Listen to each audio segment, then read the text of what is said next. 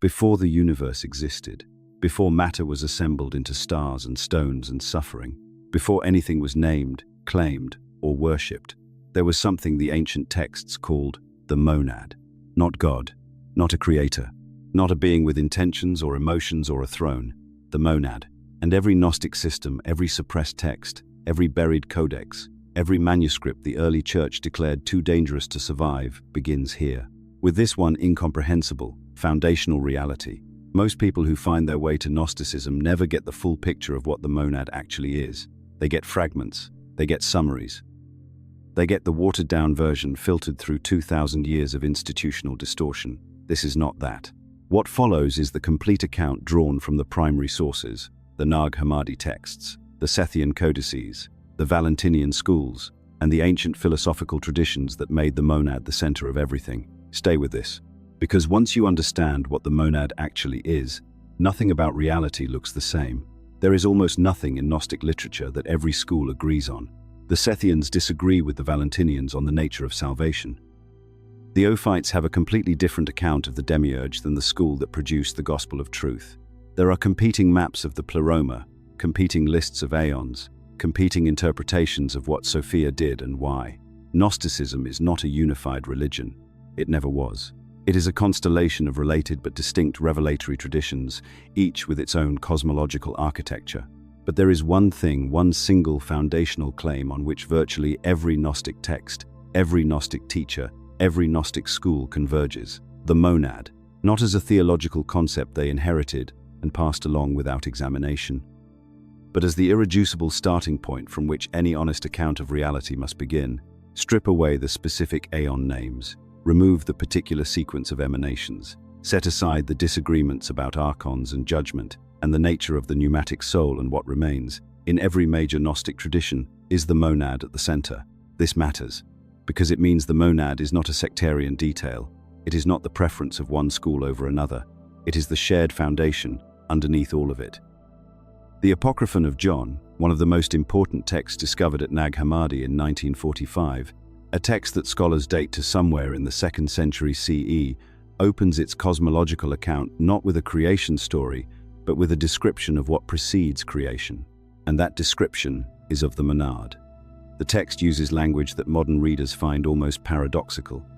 The monad is described as that which cannot be described. It is said to be invisible because nothing exists outside of it to observe it. It is said to be ineffable because no language that emerges from within creation can contain what preceded creation. This is not evasion, it is precision.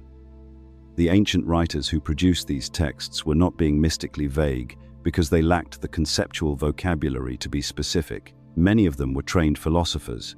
The Valentinian teachers in particular were operating within the sophisticated intellectual frameworks of Middle Platonism and Neo-Pythagoreanism. When they said the monad is beyond description, they meant it in a technical sense. Description requires predication. Predication requires distinguishing the thing described from other things. And the monad, by its nature as the one undivided absolute, cannot be distinguished from anything because there is nothing outside of it. You cannot point at the monad. You cannot stand outside of it and observe it. You cannot say what it is like, because everything that exists to make comparisons is already an expression of it.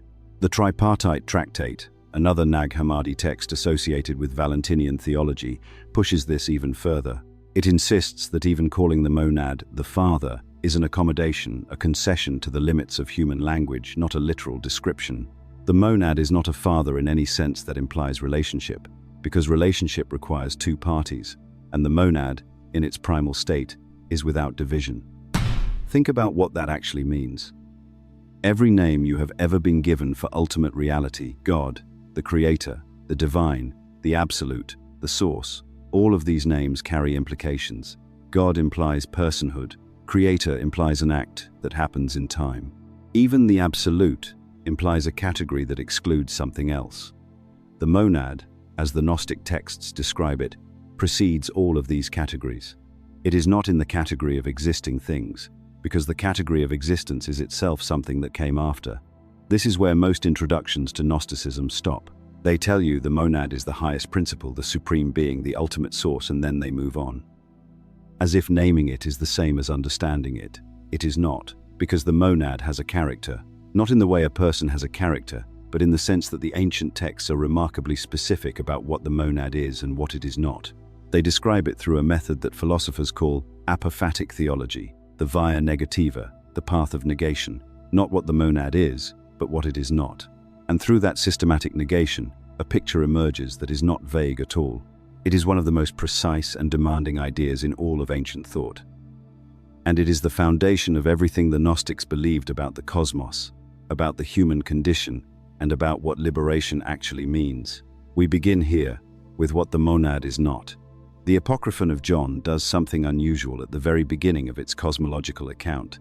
Before it tells you anything about the pleroma, before it introduces a single aeon, before it describes the act of emanation that sets the entire cosmic drama into motion, it spends an extraordinary amount of time telling you what the monad is not. Not perfect, in the way we use that word, because perfect implies a standard of measurement, and the monad is not measured against anything. Not good, in the moral sense, because good implies that evil is a genuine alternative, and at the level of the monad, there is no alternative to anything. Not blessed, not even in the spiritual sense, because blessedness implies a state that could be otherwise. Not divine, in the conventional religious sense, because divinity in that sense implies a category of sacred things, distinct from ordinary things, and the monad is not a member of any category. The text accumulates these negations with a deliberate rhythm. It is as if the author knows that every positive description will be misunderstood, will be collapsed into something familiar, something the reader already has a mental image for. And so the only honest approach is to systematically dismantle every available image before the thing itself can be approached. This is the via negativa, the way of negation. And it is not a mystical dodge. It is a philosophical method that recognizes the fundamental limitation of language when confronted with that which precedes the structures language depends on. But here is what the Gnostic use of the via negativa adds, that pure philosophy sometimes misses. The negations are not merely epistemological. They are not only saying we cannot know the monad fully, they are saying something about the monad's actual nature. The monad is not limited, not conditioned, not dependent, not composite, not in need of anything outside itself, not capable of increase or decrease, not subject to time. Each negation is simultaneously a revelation. When the Apocryphon of John says the monad is not lacking anything, it is saying something that has profound cosmological consequences. Lack is the engine of desire. Desire is the engine of action. Action is the engine of change. And change is the engine of time. If the monad lacks nothing, it does not desire. If it does not desire, it does not act in the ordinary sense. If it does not act, it does not change. And if it does not change, it is entirely outside the category of time as we experience it. This is not the God of most religious traditions. This is not the God who hears prayers, who intervenes in history, who rewards the righteous and punishes the wicked. That God, the God who acts, who chooses, who responds, is in the Gnostic framework a completely different entity, one that comes much later in the cosmological story, one that is, in fact, a problem rather than a solution. But we will get to that. For now, stay with the negations.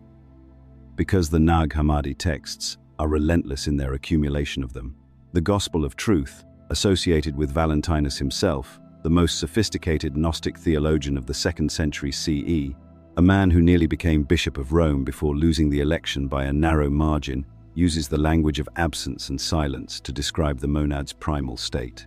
Before the pleroma came into manifestation, before even the first aeon emerged from the monad's self-contemplation, there was what the text calls the Father in silence. Silence here is not the absence of sound. Silence is a technical term for the state before differentiation, before inside and outside, before self and other. Before the first distinction that makes all subsequent distinctions possible, the Pythagorean tradition that fed directly into Gnostic cosmology used a similar framework. The monad in Pythagorean mathematics was not merely the number one, it was the principle from which all numbers emerge without being any of them. The monad generates the dyad, the two, but is not itself a number in the sequence. It is the precondition of number. Translate this into cosmological terms, and you get exactly what the Gnostic texts describe. The monad generates all of reality without being a part of that reality. It is the precondition of existence, not an existing thing. Alvin Plotinus, writing in the 3rd century CE, and drawing on the same Platonist tradition that shaped Gnostic thought, called the equivalent principle the One and insisted on this same paradox. The One is not being, because being is already a determination, a specific kind of thing. The One is prior to being, prior to existence, prior to the distinction between something and nothing. The Gnostic texts take this philosophical framework and make it the foundation of a salvation narrative. Because if the monad is prior to all limitation, all lack, all suffering, and if there is something in you that is derived from the monad, then the path to liberation is a path back to that primordial unlimitedness. But first you have to understand what the monad actually is, beneath all the things it is not. And for that, you need to understand what the ancient teachers said happens inside the monad, before anything else exists. The monad is not empty. This is one of the most important and most frequently misunderstood aspects of what the texts describe. When people encounter the via negativa, when they hear that the monad is beyond all description, beyond all categories, beyond existence as we know it, the natural assumption is that this points towards some kind of void, some featureless, characterless blankness that serves as the ground of being. That is not what the Gnostic texts say. The word they use in Greek, the language in which most of these texts were originally composed, is pleroma, fullness. The monad is not characterized by emptiness, but by absolute, inexhaustible fullness. Every quality that can be called perfection exists within the monad, not as a separate attribute, but as an intrinsic aspect of what it is. Light, life, truth, will, mind, foreknowledge. The Apocryphon of John names these not as things the monad has, but as things the monad is, and this distinction is critical. A being that has light depends on that light, can theoretically lose it, can be more or less illuminated. A being that is light cannot be separated from what it is. The monad's light is not a property that could be otherwise. It is what the monad is, the way wetness is what water is, rather than something water possesses.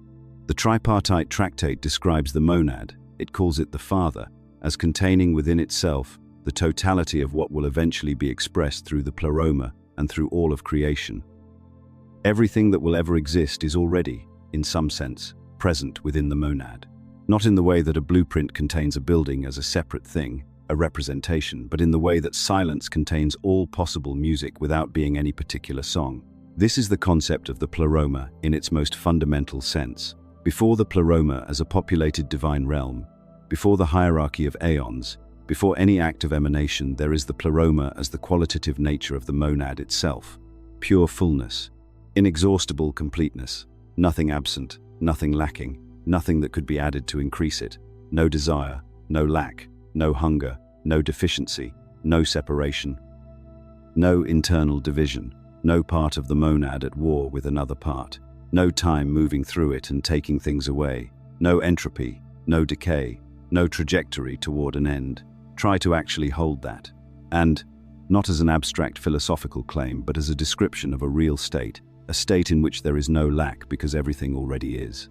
A state in which there is no time because time requires change, and nothing changes when nothing is missing. A state in which there is no death, because death is what happens when a limited configuration of matter stops maintaining its particular organization, and, at the level of the monad, there are no configurations, no organizations, no limits. The ancient Valentinian teachers described this state using the language of bliss, but a bliss that is not an emotional state, not pleasure as opposed to pain, something more fundamental than that. The bliss of absolute self-sufficiency, the bliss of what requires nothing outside itself in order to be fully what it is. Now here is where the Gnostic account becomes something genuinely different from Neoplatonism, from mainstream Platonism, from the other philosophical systems that describe a similar supreme principle. The Gnostic texts, particularly the Sethian texts, the tradition that produced the Apocryphon of John, the trimorphic protonoia, the three stels of Seth, describe the monad not as a static principle, but as something that can be called self-aware. Not self-aware in the way a person is self-aware, with a continuous narrative of inner experience, but self-aware in the sense that, within the monad, there is what the texts call barbello. This is one of the most significant and least understood concepts in all of Gnostic literature. Barbello is not a separate being from the monad. Barbello is the monad's self-knowledge.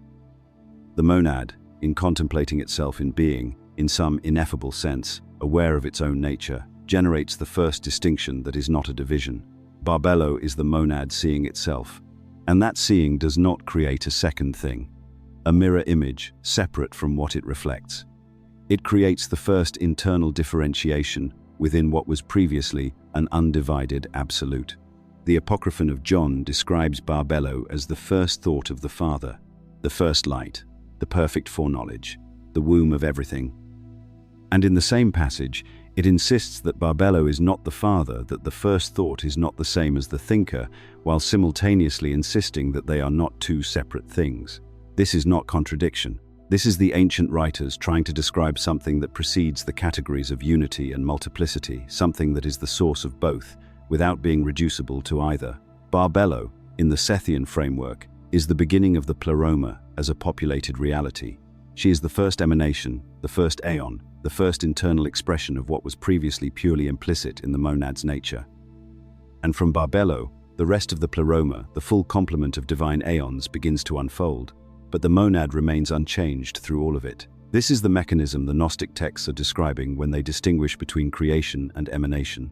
And this distinction is at the heart of everything that follows, everything about the pleroma, everything about Sophia, everything about the demiurge, everything about the human condition and what it means to escape it. So let us be precise about what that distinction actually is. Creation and emanation are not two words for the same process. They describe two fundamentally different relationships between a source and what comes from it. And if you do not understand this distinction at a mechanical level, everything else in Gnostic cosmology becomes either confusing or worse, indistinguishable from conventional religious thinking. Creation, as most people understand it, implies a gap. There is the creator, and then there is the created thing, and between them is a distance. The creator stands apart from what it makes.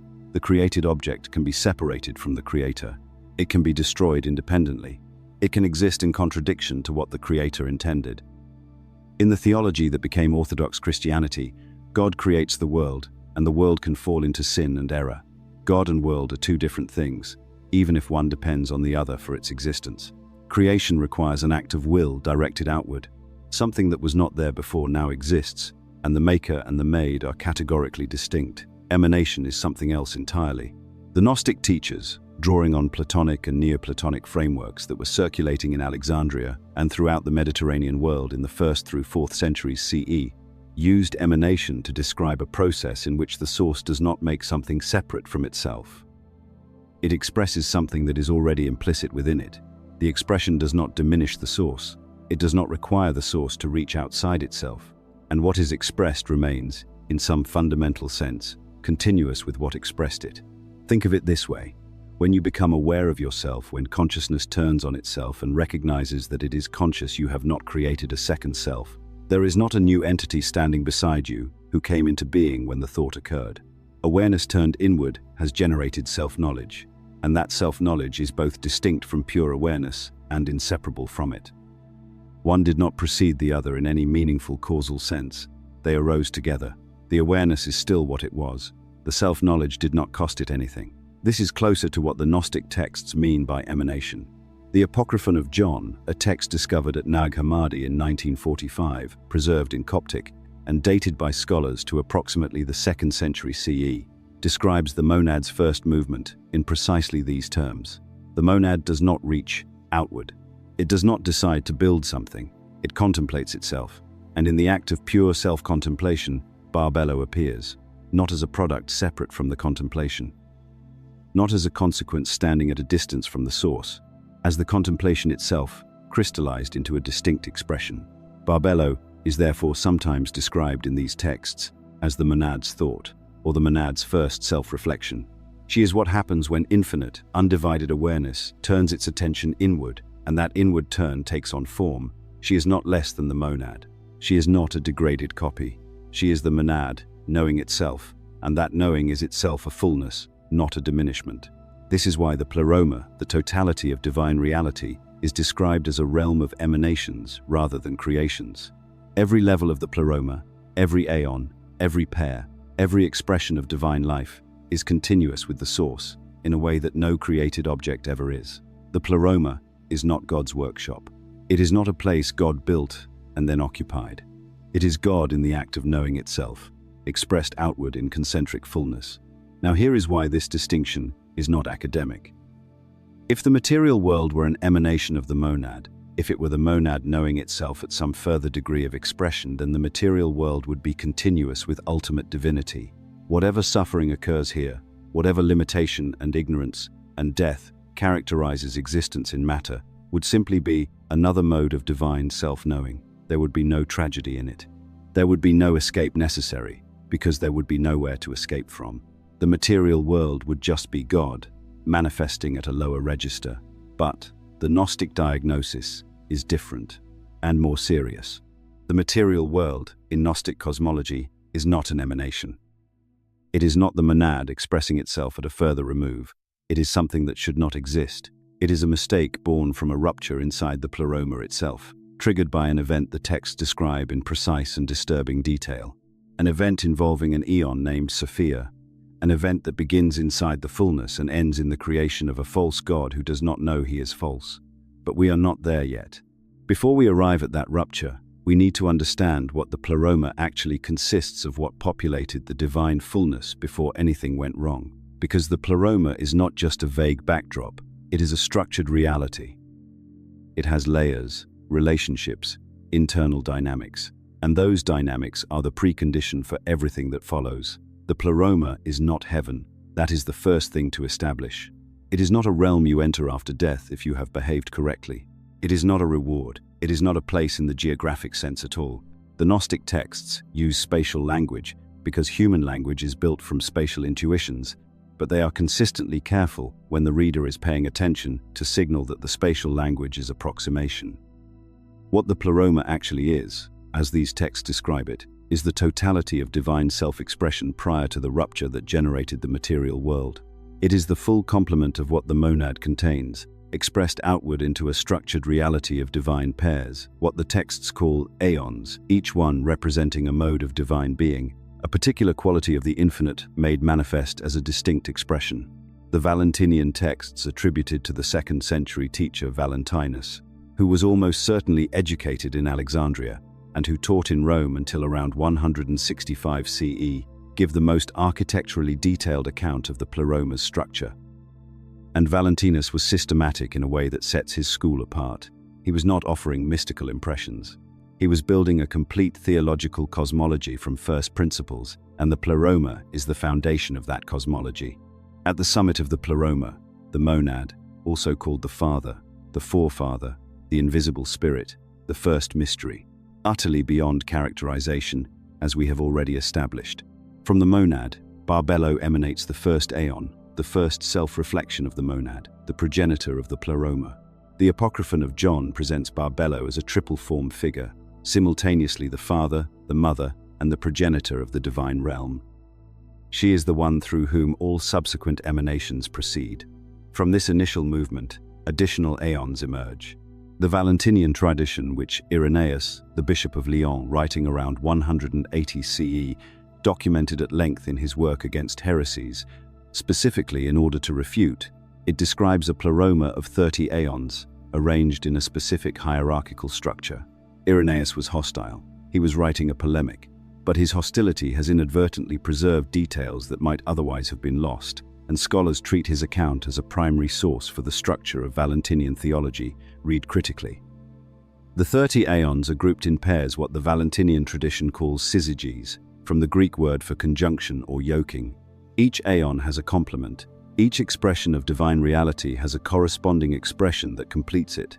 The pairing is not arbitrary. It encodes a principle that within the pleroma, nothing exists in isolation. Every quality is balanced by its complement. Every expression of the divine is held in relationship. The first groupings include what Valentinus called the Ogdoad, the first 8 aeons. These include pairings like depth and silence, mind and truth, word and life, man and church. These are not arbitrary labels. They represent modes of divine knowing, being, and relating that the Valentinian school understood as constitutive of ultimate reality. Depth and silence are the original pairing, the monad's incomprehensible interiority expressed as depth, and the ineffable quality of that interiority expressed as silence. Mind and truth are the first articulate expression of the monad, what becomes possible once the monad has known itself through Barbelo. Word and life are the outward-facing expressions, the generative power, and the living quality of divine being. Beyond the Ogdoad, The Valentinian structure describes a decad 10 additional aeons and a dodecad 12 more, for a total of 30. The specific names and groupings vary across different Valentinian sources.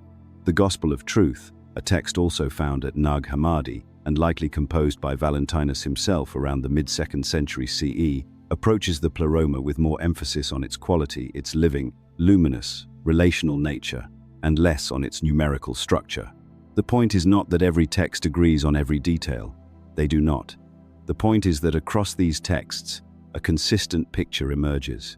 The pleroma is full, structured, alive, relational, and it is stable until it isn't. Every aeon within the pleroma exists in a state the texts sometimes describe as rest or as knowing. To be inside the pleroma is to exist without lack, without the sensation of incompleteness that drives the material world's relentless motion.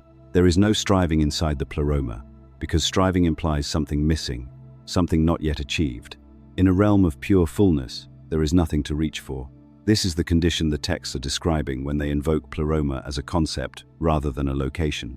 To be in the pleroma is not to be in a place. It is to be in a state, the state of knowing without lack, of being without deficiency, of existing in complete relation with the source. Now hold that image clearly in your mind, because something is about to happen inside it that shatters it. And to understand that shattering, you need to understand who Sophia is, what her position in the pleroma was, and what impulse moved her toward the action that changed everything. Sophia is the youngest of the 30 aeons in the Valentinian count. She is part of the dodecad, the final 12, and within that grouping she occupies the outermost position. She is, in structural terms, the aeon most distant from the monad, not in hostility, not in disobedience, simply by position, by the logic of the emanation sequence. The monad is at the center. The aeons radiate outward from it. Sophia is at the edge of that radiation. Her name in Greek means wisdom. And this is not a coincidence. The texts treat lightly. The Gnostic mythology surrounding Sophia is in part a meditation on what happens when wisdom, genuine divine wisdom, operates without its proper complement. Because wisdom, in the Valentinian framework, is not self-sufficient. No aeon is self-sufficient in isolation. Each one exists in syzygy, in pairing with its complement. Sophia's complement, in the Valentinian system, is thelitos, meaning will or desire, wisdom paired with will, knowing paired with intentional direction. What Sophia does, the act that initiates everything that follows, is move without her complement. She acts from desire rather than from the integrated motion of wisdom and will together. And the desire she acts from is itself not pathological in origin. This is crucial to understand.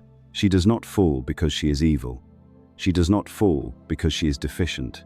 She falls because she desires something that is, in principle, good. She desires to know the monad directly, without the mediation of mind, which is the aeon through which the monad is properly apprehended. The Apocryphon of John describes a version of this. The Pistis Sophia, a longer, more complex Coptic text, dated to approximately the 3rd or 4th century CE, expands it dramatically and turns Sophia's fall and eventual restoration into an extended narrative spanning multiple stages, multiple cries for help directed to the light, and multiple encounters with entities in the material and intermediate realms she falls through. But the core event is this. Sophia desired to comprehend the incomprehensible. She reached toward the monad directly, without her syzygy, without the mediating framework that allows the finite to approach the infinite without destabilization, and something broke. What broke was not Sophia herself, at least not initially. What broke was the coherence of her expression. The Gnostic texts describe what emerges from Sophia's attempted solo comprehension as something formless, something that carries divine light because it comes from inside the pleroma, from an aeon who is genuinely divine but which has no proper form, no stability, no complement to anchor it. The Valentinian tradition sometimes calls this emergent thing Sophia's offspring, or her passion made manifest. It is the result of a desire that could not complete itself properly. The Pistis Sophia frames it this way. Sophia looked down, and in the act of looking down, away from the monad, towards something beneath the pleroma, she drew herself outward in that direction. The light she carried began to flow in the direction of her gaze. And what formed in the space below the pleroma was not a divine aeon. It was something new, something that had no precedent in the pleroma's structured existence. Some Gnostic texts describe the pleroma as responding to this event by surrounding Sophia, containing her, preventing her own dissolution. A boundary sometimes personified as Christ, or as the limit is described as separating what remains of Sophia inside the pleroma from what has already moved beyond it. The part of Sophia that stays becomes the higher Sophia. The part, or the expression, or the passion that has moved outward, becomes something the texts sometimes call the lower Sophia, or Sophia outside the pleroma. This is not a simple fall, it is a bifurcation, one Sophia divided by the pleroma's own self-corrective response, and the lower Sophia isolated, formless, carrying divine light she cannot integrate or return to its source, is now alone in a space that should not exist, and she is not alone for long, because that formless expression, that passion made manifest in a space outside divine structure, is the raw material from which something else will emerge. Something that will look at itself in the darkness and believe it is the only God there is. Something that will look at the light it contains, light it inherited from Sophia, light it did not generate, and claim it as its own power. The demiurge is about to enter the story. But before we meet him, before we understand what he builds and why, and how his construction becomes the prison, the Gnostic tradition spends so much energy describing we need to sit with what Sophia's act means at a philosophical level. Because her story is not simply a mythological origin narrative, it is a precise description of a specific kind of error. And that error has implications not just for cosmology, but for what it means to be a conscious being operating in a realm of limitation. Her fall is the mirror in which the human condition is meant to recognize itself. There is a viewer comment that has stayed with me since it appeared under one of the earlier videos on this channel, the one titled, "The Monad's Hidden Exit, the One Door the Demiurge Can't Lock."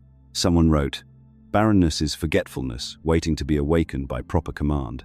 Limitations are not fixed. Boundaries are mere boundaries of the forgotten gifts." I did not respond to it at the time, but I think about it in relation to Sophia more than almost anything else that has been written in these comments.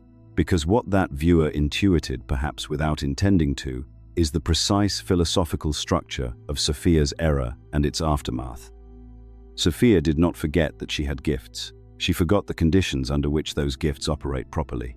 This is a different kind of forgetting. It is not ignorance of capacity. It is the loss of the relational framework that makes capacity functional rather than destructive. And this distinction is the philosophical core of her fall, not just as a story, but as a diagnosis of a particular mode of failure that consciousness can fall into. Let me be specific about what the Gnostic texts are actually claiming here, because this gets mistranslated into moral language very easily, and the moral translation misses the point. Sophia's error was not disobedience. The monad does not issue commands. There are no commandments to break inside the pleroma. The pleroma is not a kingdom with laws. It is a state of being. You cannot disobey a state of being. Sophia's error was not pride, at least not in the vulgar sense of self-aggrandizement. She was not trying to surpass the monad or claim a position above it. Her desire was toward the monad, not away from it. She was not moving in the wrong direction morally. She was moving in the right direction without the right equipment. The Valentinian texts are precise. She moved without her syzygy, without her complement. She moved as half of a pair attempting to do what only the whole pair can do. And this is the mechanical error, not the moral failure, the mechanical error. Think of it in terms of a simple structural analogy. A single beam cannot span an arch. You need two, angled toward each other and meeting at the keystone, to make the arch stable. Remove one beam and the remaining one does not simply fail to span the gap, it creates a new problem by falling, by moving in a direction it was designed to move toward the complement, but now with nothing to meet it. Sophia moved toward the monad the right direction, but without theletos to complete the movement, the reaching could not resolve. It fell through. The Pistis Sophia describes Sophia's subsequent state in terms that map onto this precisely. She is not immediately destroyed. She is caught in a space that is neither the pleroma nor the fully material world, a kind of intermediate zone of chaos and grief. The text describes her as repeatedly crying out toward the light she came from, as being surrounded by powers hostile to her, as losing and recovering her light in cycles. She is functional, she is conscious, she is divine in origin, but she is cut off from the relational structure that made her functioning properly integrative. And this is the state the Gnostic tradition consistently maps onto the human condition. Not the fall as punishment, not the exile as judgment, the fall as a structural dislocation from the relational context that allows consciousness to know itself properly. You are not in the material world because you sinned. You are not here because you failed a test. The Gnostic diagnosis does not work that way. You are here because a rupture happened at the level of divine structure, a rupture that was not evil in intent, that arose from something genuinely good, a desire for direct knowing, and the consequence of that rupture propagated outward in ways that eventually resulted in the existence of material reality and conscious beings embedded in it. This is a more disturbing account than the conventional religious version in a particular way. In the conventional version, you know what went wrong, and you know who is responsible. There is a clear moral narrative. In the Gnostic account, what went wrong was not primarily moral, it was structural, and that means there is no simple moral remedy. No amount of obedience resolves a structural problem. No correct behavior restores a broken architecture. What is required is something different. The texts call it gnosis, direct knowing, not belief, not obedience, not ritual compliance. Knowing. Specifically, knowing what you are, knowing the origin, the nature, and the path of return for the fragment of divine light that you carry inside the architecture of matter that was built from Sophia's rupture. We are now at the threshold of the demiurge. We understand where the space he occupies came from. We understand how it was made possible. What we have not yet examined is what he does in that space, and why what he builds becomes the specific prison the Gnostic texts describe with such meticulous, disturbing precision. The demiurge is not evil in the way we normally use that word. He is not a devil sitting on a throne made of bones, twisting his fingers together and plotting your destruction. That image comes from a completely different theological framework, and importing it here will distort everything that follows. What the Gnostic texts describe is something stranger, and, in a certain way, more disturbing than simple malevolence. The demiurge is ignorant. Not ignorant in the way a child is ignorant before education fills in the gaps.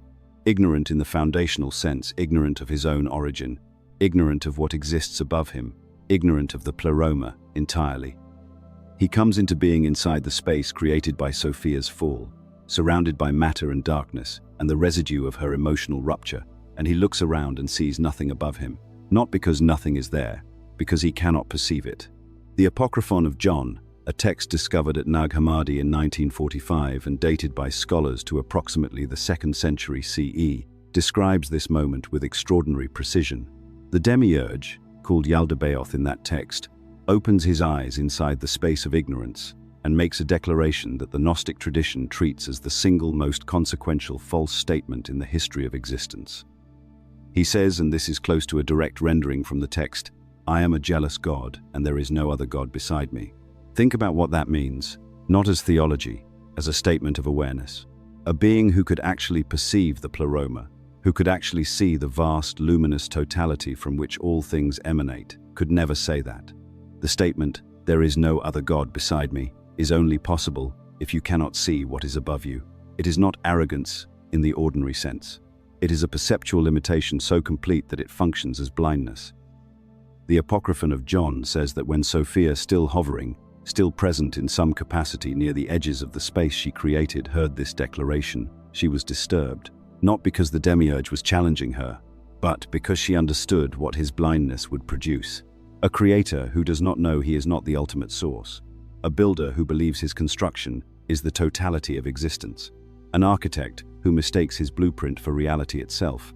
This is the specific structure the Gnostic texts are warning you about. Not that the world was made by someone evil, that the world was made by someone wrong, someone operating from a fundamental misperception about the nature of things, and that the world therefore reflects that misperception in every layer of its construction. The Nag Hammadi text, known as On the Origin of the World, composed sometime around the 3rd or 4th century CE, elaborates on this in a way that is worth dwelling on. It describes the demiurge as powerful, genuinely powerful, with the ability to organize matter, to structure hierarchies of lesser beings beneath him, to produce a system that operates with consistency and force. His power is not in question. What is in question is the foundation that power rests on. He builds from ignorance. And a structure built from ignorance, no matter how elaborate, no matter how internally consistent, carries the limitation of its builder into every brick. In the Valentinian tradition, a major branch of Gnostic thought developed in the 2nd century CE by the teacher Valentinus and elaborated by his students, the demiurge is described with a term that requires careful translation. He is called the craftsman, not the god. the craftsman, a being who takes existing material and shapes it according to a pattern, but who did not originate the material and does not understand the pattern's ultimate source. Valentinus himself, writing around 150 CE, distinguished carefully between the craftsman God and what he called the Father, the true source, the monad, the absolute. The craftsman is not the Father. The craftsman is a downstream product of a process he cannot comprehend, who has mistaken his position in that process for the origin of the process itself. This distinction is not minor. This is the entire architecture of the Gnostic challenge to mainstream theology. Because if the craftsman is not the ultimate source, if the God described in the early books of the Hebrew Bible, jealous, demanding, regretful, prone to changing his instructions if that being is the demiurge rather than the monad, then everything built on the assumption that obeying him leads to liberation is built on the same foundational error the demiurge himself embodies. You would be navigating toward freedom using a map drawn by someone who has never seen the territory. This is where the weight of what the Gnostic texts are saying begins to land, not as abstract theology, as a structural diagnosis of why the systems you were handed to find meaning, liberation, and transcendence have consistently failed to deliver what they promised. Once the demiurge establishes himself, once the declaration of solitary godhood is made from within the space of ignorance, the construction begins. What the Gnostic texts describe next is not a single act of creation, it is a layered process of emanation downward. The demiurge generates subordinate beings, each one reflecting and reinforcing the fundamental ignorance of their source. These beings have a name in the Gnostic literature. The texts call them archons. Archon is a Greek word. It means ruler, and the precision of that translation matters more than it might initially seem. They are not demons, they are not monsters.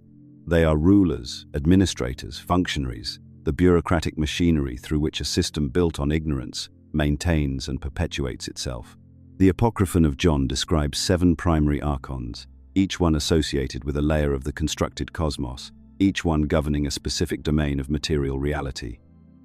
The Gnostic teacher, Origen, writing in the 3rd century CE, understood these layers as corresponding to the planetary spheres, the 7 moving bodies visible to the naked eye in the ancient world: Saturn, Jupiter, Mars, the Sunday Venus, Mercury, the Moon. 7 layers, 7 rulers, 7 governors of 7 domains through which the divine spark, descending into material existence, must pass, and in passing through each layer, acquires a coating, a layer of forgetting, a veil between the core of what it is and the surface of what it will experience itself as being. This is the mechanism the texts are describing, not a theological metaphor. A structural account of why a fragment of divine light, by the time it arrives in a human body, does not remember what it is. Each archon impresses something onto the descending soul. The texts differ slightly on the specifics, but the pattern is consistent across multiple Gnostic schools. Pride, ignorance, envy, lust for dominance, possessiveness, inertia, deception. These are not moral failures the soul chooses. They are architectural features of the layers it passes through. By the time the soul arrives inside matter, it is wearing these characteristics, like clothes it cannot see, cannot remove, and has entirely forgotten putting on. The Pistis Sophia, a lengthy and complex Gnostic text, likely compiled in Egypt in the 3rd century CE, devotes substantial attention to this process. It describes the soul's descent through the archontic layers with a kind of clinical precision, cataloguing what each layer takes from the soul and what false garment it leaves in place of the thing it took. The soul arrives in matter already compromised, already encoded with the operating principles of the system it has descended into, already, in the specific Gnostic vocabulary, asleep, and then it is born into a world that confirms and deepens that sleep. Because the material world itself, the world you wake up in, the world with its physical laws, its social structures, its religious hierarchies, its economic arrangements is built by and for the archontic system. It is not a neutral environment the soul happens to find itself in. It is a designed environment, designed, whether consciously or structurally, to maintain the forgetting.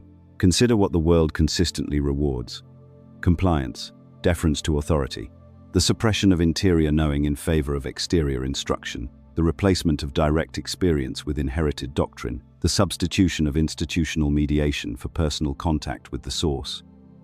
From the Gnostic standpoint, this is not accidental. This is the architecture, doing what architecture does, maintaining the conditions that allow it to persist. The hypostasis of the archons, another Nag Hammadi text, makes this explicit in ways that are difficult to read without a specific kind of recognition. It describes the archons as recognizing the threat that a soul with genuine self-knowledge poses to their system, a soul that knows what it is that has recovered the gnosis. The direct knowing of its pleromic origin is a soul the archontic layers cannot hold. The texts describe the archons as actively working to prevent this recognition. Not through overt violence primarily, though violence is certainly part of the historical record, through distraction, through the manufacture of false ultimates, through systems that offer the appearance of transcendence while carefully rooting any genuine seeking back into the archontic framework. This is the specific design of the prison the Gnostic texts describe. Not walls made of stone, not guards with weapons. A prison made of forgetting, maintained by systems that keep the forgetting in place, governed by rulers who are themselves expressions of the ignorance they enforce. The prisoner does not know they are in prison. This is not a flaw in the prison's design. It is the design's central feature. The question, and this is the question the entire Gnostic project is organized around answering, is how you remember. Before we move to the question of how remembering happens, we need to be precise about what exactly is doing the remembering. The Gnostic texts are not vague on this point. They are, in fact, remarkably specific, and the specificity is where the real weight of this teaching lives. At the center of the human being, beneath the layers deposited by the archontic descent, beneath the coating of forgetting, beneath the personality that was shaped by this world's systems and pressures and inherited frameworks, there is something the Gnostic tradition calls the divine spark, the pneuma, sometimes rendered in the texts as the seed of light, sometimes as the inner human, sometimes simply as the spirit, but understood with a precision that the word spirit in casual modern usage entirely fails to capture. This is not your personality, not your intelligence, not your emotional sensitivity or your capacity for awe, or your particular quality of consciousness as expressed in ordinary life. This is a fragment of pleromic light that exists inside the material architecture in the same way a prisoner exists inside a cell. The cell is real, the walls are real. The prisoner did not build them and did not choose them, but the prisoner is not the cell. The tripartite tractate, a substantial Nag Hammadi text associated with the Valentinian school and composed likely in the 3rd century CE, describes the relationship between the divine spark and the human being with an analogy that bears extended consideration. It compares the spark to a king traveling in disguise through a foreign country. The disguise is necessary for the journey. The country is real. The challenges the king faces in that country are real. But the king's identity is not the disguise, and the entire purpose of the journey depends on the king eventually remembering who he is, even while still wearing the disguise. You are the king. The material body, the personality, the social identity, these are the disguise. Not worthless, not to be despised or escaped through self-destruction, but not what you are. This point requires emphasis, because it is frequently distorted both by critics of Gnosticism, who characterize it as a form of world-hating nihilism, and by some practitioners who do in fact slide into a kind of contemptuous detachment from physical existence. The texts do not teach that matter is evil in the way darkness is evil. They teach that matter is a construction that operates under a limited and limiting set of principles, and that a fragment of unlimited light is currently operating inside that limited construction and has forgotten what it is. The problem is not the body, the problem is the forgetting, and the solution is not escape from the body. The solution is remembering while inside the body. The Gospel of Truth, a Valentinian text from approximately the mid-2nd century CE, describes the divine spark situation using the image of a nightmare. In the nightmare, the dreamer experiences fear, loss, confusion, and suffering, all of it completely real within the dream's logic. The nightmare ends not when the dreamer dies, not when the dream is somehow fought and defeated, but when the dreamer wakes. The waking is not violent, it is simply a recognition of what was true all along. Gnosis is the waking. Now, the Gnostic texts are also careful, and this is often missed to distinguish between different categories of human beings in terms of their relationship to this divine spark. This is the doctrine of the three natures, or in Greek, the tripartite anthropology, pneumatic, psychic, and hylic. The hylic from the Greek hyle, meaning matter, is the person in whom the material principle so thoroughly dominates that the divine spark is effectively inert, not absent. The texts are careful not to say absent, but but inert to the point of functional unconsciousness. These are people for whom the concerns of material existence, survival, pleasure, social status, accumulation are the total horizon of experience, not because they are bad people, because the coating of matter has become so dense that the light beneath it does not penetrate. The psychic, from the Greek psyche, meaning soul, is the person in whom the soul principle is active but has not yet reached the level of direct knowing. These are people capable of genuine moral striving, genuine spiritual aspiration, genuine religious devotion. They are not lost. But they are operating through intermediary frameworks, through belief, through obedience, through the cultivation of virtue rather than through direct gnosis. In the Valentinian framework, this is the domain of mainstream religion, including Orthodox Christianity. Not wrong, not condemned, but operating one level below the direct knowing that constitutes genuine liberation. The pneumatic, from the Greek pneuma, meaning spirit, is the person in whom the divine spark has reached a sufficient level of activation that gnosis is not merely possible but felt as a living orientation toward existence. These are the people for whom this material has a recognition quality that goes beyond intellectual interest. If you are watching or reading this, and something in you is responding not just as curiosity but as something closer to memory, that response is itself evidence of something real. There is something the standard summaries of Gnostic cosmology almost universally skip past, and it is the part that changes the entire emotional register of what we are examining. The pleroma does not remain passive. This is crucial to understand, and it is frequently lost in presentations that treat the Gnostic story as a tragedy with no second act. Sophia falls. The demiurge emerges. The archons construct the prison. The divine spark descends into matter and forgets. And then, in many retellings, the story just sits there, a cosmological catastrophe with no resolution, a diagnosis with no prescription. That is not what the texts say. The Apocryphon of John is explicit on this point. After describing the demiurge's declaration of solitary godhood, after establishing the architecture of the material world and the mechanism of the soul's forgetting, the text describes a response from the pleromic realm that is direct, deliberate, and precisely targeted at the problem the fall created. The monad, the absolute, the source, the first principle that has no opposite and no boundary, looks down, if we can use that spatial metaphor without being enslaved by it, and perceives what has happened inside the space of ignorance. And the response is not judgment, not punishment, not the withdrawal of presence in disgust at what the descent has produced. The response is something that the Apocryphon of John describes with language that is genuinely remarkable when you understand what it means. A voice descends into the space of the demiurge. The text calls it the voice of the Mother-Father, a title that deliberately refuses the single masculine framing the demiurge uses for himself. This voice does not confront the demiurge directly. It does not unmake the material world. It does not extract the divine sparks by force. It does something subtler and, in a certain way, more powerful. It plants something. In multiple Nag Hammadi texts, including both the Apocryphon of John and the longer version of the Secret Book of John, the pleromic response to the fall of Sophia and the construction of the material world includes the deliberate installation of divine light inside the very creatures the demiurge creates. The demiurge, in his ignorance, attempts to create a being, the human being, in the image of a luminous form he has dimly perceived, the reflection of the true divine image in the waters below the pleroma. He is imitating something he does not understand. And in the act of creating this imitation, the pleroma uses his creation as the vehicle for something he did not plan. The divine spark, the pneuma, the seed of light, is installed inside the human being not by the demiurge but through the demiurge. He builds the architecture. The pleroma seeds it with light. The demiurge creates a prison. The pleroma makes the prisoner a carrier of the key. The demiurge does not realize this has happened. The Apocryphon of John describes his reaction when he discovers that the human being he created has a vitality and an inner luminosity that exceeds his own, a reaction that can only be described as panic. He attempts, through the archons, to suppress that light, to bury it deeper, to encase it in additional layers of matter and confusion and forgetting.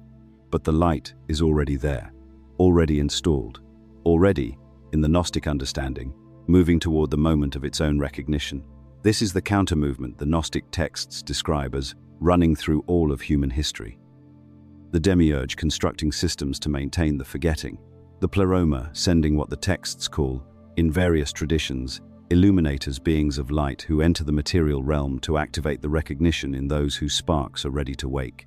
The Nag Hammadi text, called the Three Steels of Seth, describes this pleromic response with a tone that is worth attending to.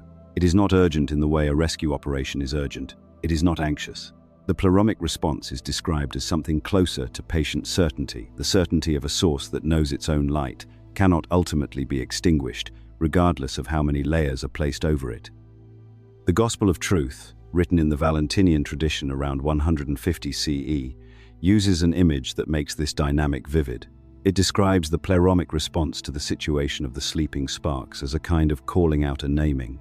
The source calls each spark by its true name, not the name the material world assigned it, not the identity the archontic layers built, the name that existed before descent, before forgetting, before the construction of any of the frameworks that now define what you take yourself to be. And the texts say that some sparks, on hearing that name, recognize it, not because they are told to, not because an institution mediates the recognition. Because the name is their name, and some part of what they are knows it, underneath all the forgetting. This is the structure of gnosis, not the acquisition of new information. The recognition of something that was always already there waiting, in the language of the Valentinian tradition, for the moment the noise became quiet enough to hear it. What we have not yet examined is who the illuminators are, who the texts name specifically as the beings sent into the material realm to trigger that recognition, and what they actually do when they arrive. The Apocryphon of John names them. Not vaguely, not symbolically, it names them with the precision of a military dispatch. 4 beings. 4 illuminators. Each one stationed at a specific level of the luminous realm, each one presiding over a cluster of aeons, and each one assigned a function that, once you understand it, reframes everything you thought you knew about what divine intervention actually looks like. Their names in the text are Harmozel, Oroyael, Davithai, and Eleleth. Write them down if you need to. These are not minor characters. In the Gnostic cosmological architecture, these 4 illuminators are the structural pillars of the pleroma's lower region, the zone where the fullness of light interfaces, however indirectly, with the dimness that eventually becomes the material world. Harmozel presides over the first light. The texts associate with Harmozel a triad: grace, truth, and form. Not form in the sense of physical shape, form in the sense of the capacity for consciousness to recognize itself as distinct, the first coherent self-awareness that arises within the pleroma before any dissent, any error, any forgetting. This is important. Grace, truth, and form together describe a condition of luminous clarity. Beings who dwell under Harmozel's light are described as those who exist in a state of untroubled self-knowledge. They have not yet encountered the disruption that generates the material world. They are, in the language of the texts, prior to the fall. Oroyael governs the second light. The associated triad is perception, memory, and love. Notice what memory is doing there. In the Gnostic system, memory is not a cognitive function. It is a metaphysical one. To remember, in this context, is to retain the trace of pleroma even after entering conditions of diminishment. Oroyael's domain is described as the region where consciousness begins to carry within it the capacity for anamnesis, the unforgetting. The spark that will eventually descend into matter and forget where it came from still carries, at the level of Oroyael's light, the latent capacity to remember. That capacity does not disappear during the descent. It becomes buried, but it does not disappear. Davithai holds the third light. The triad here is understanding, grace again, but in a different register and perception of what is beyond. This is the illuminator whose domain governs the capacity of a luminous being to look across the boundary of what it currently is and apprehend something larger. Davithai's light is the light of reaching. If Harmozel governs self-knowledge as rest, and Oroyael governs the capacity to remember, Davithai governs the capacity to want to retain it. The impulse, the ache, the thing you feel when something inside you recognizes that the world around you is not sufficient. Davithai is why that ache exists in you. It is not a malfunction. It is the third light of the pleroma, operating inside you, oriented toward home. And then there is Eleleth, the fourth illuminator. The texts give Eleleth a different character from the first 3, where Harmozel, Oroyael, and Davithai are associated with states of luminous fullness and the latent capacities carried into descent. Eleleth is the illuminator, most directly associated with the lower realm, with what happens after the fall, after the world is made, after the forgetting has occurred. The triad associated with Eleleth is perfection, peace, and wisdom. And it is under Eleleth's eon that the texts say Sophia herself came to reside after her error, not in punishment, but in a kind of stabilization. Eleleth presides over the boundary zone, the place where the light of the pleroma is faintest but still present. The last outpost before the complete darkness of matter. Here is why this matters. The Gnostic texts do not describe the illuminators as distant, uninvolved administrators of heavenly bureaucracy. They describe them as active. They describe them as sending. When the material world is established and the divine sparks are trapped inside bodies that do not remember what they are, it is the illuminators who dispatch beings downward, emissaries, teachers, figures whose function is not to rule the material world, but to wake up the people inside it. This is the mechanism of gnosis at the cosmic level, not a general broadcast of light into a dark universe. A specific, targeted dispatch of beings whose nature carries the frequency of the pleroma into a realm that has forgotten that frequency exists. 4 illuminators, 4 stations of light, and from those stations the missions begin. If the illuminators are the structure, Seth is the event, not the Seth of Genesis, not the minor figure who appears in 3 verses of canonical scripture as Adam and Eve's third son, whose function in the Orthodox tradition is simply to populate the genealogy that leads eventually to Noah. That Seth exists in the official record the way a photograph exists of a mountain flat, reduced, stripped of depth. The Gnostic Seth is something else entirely.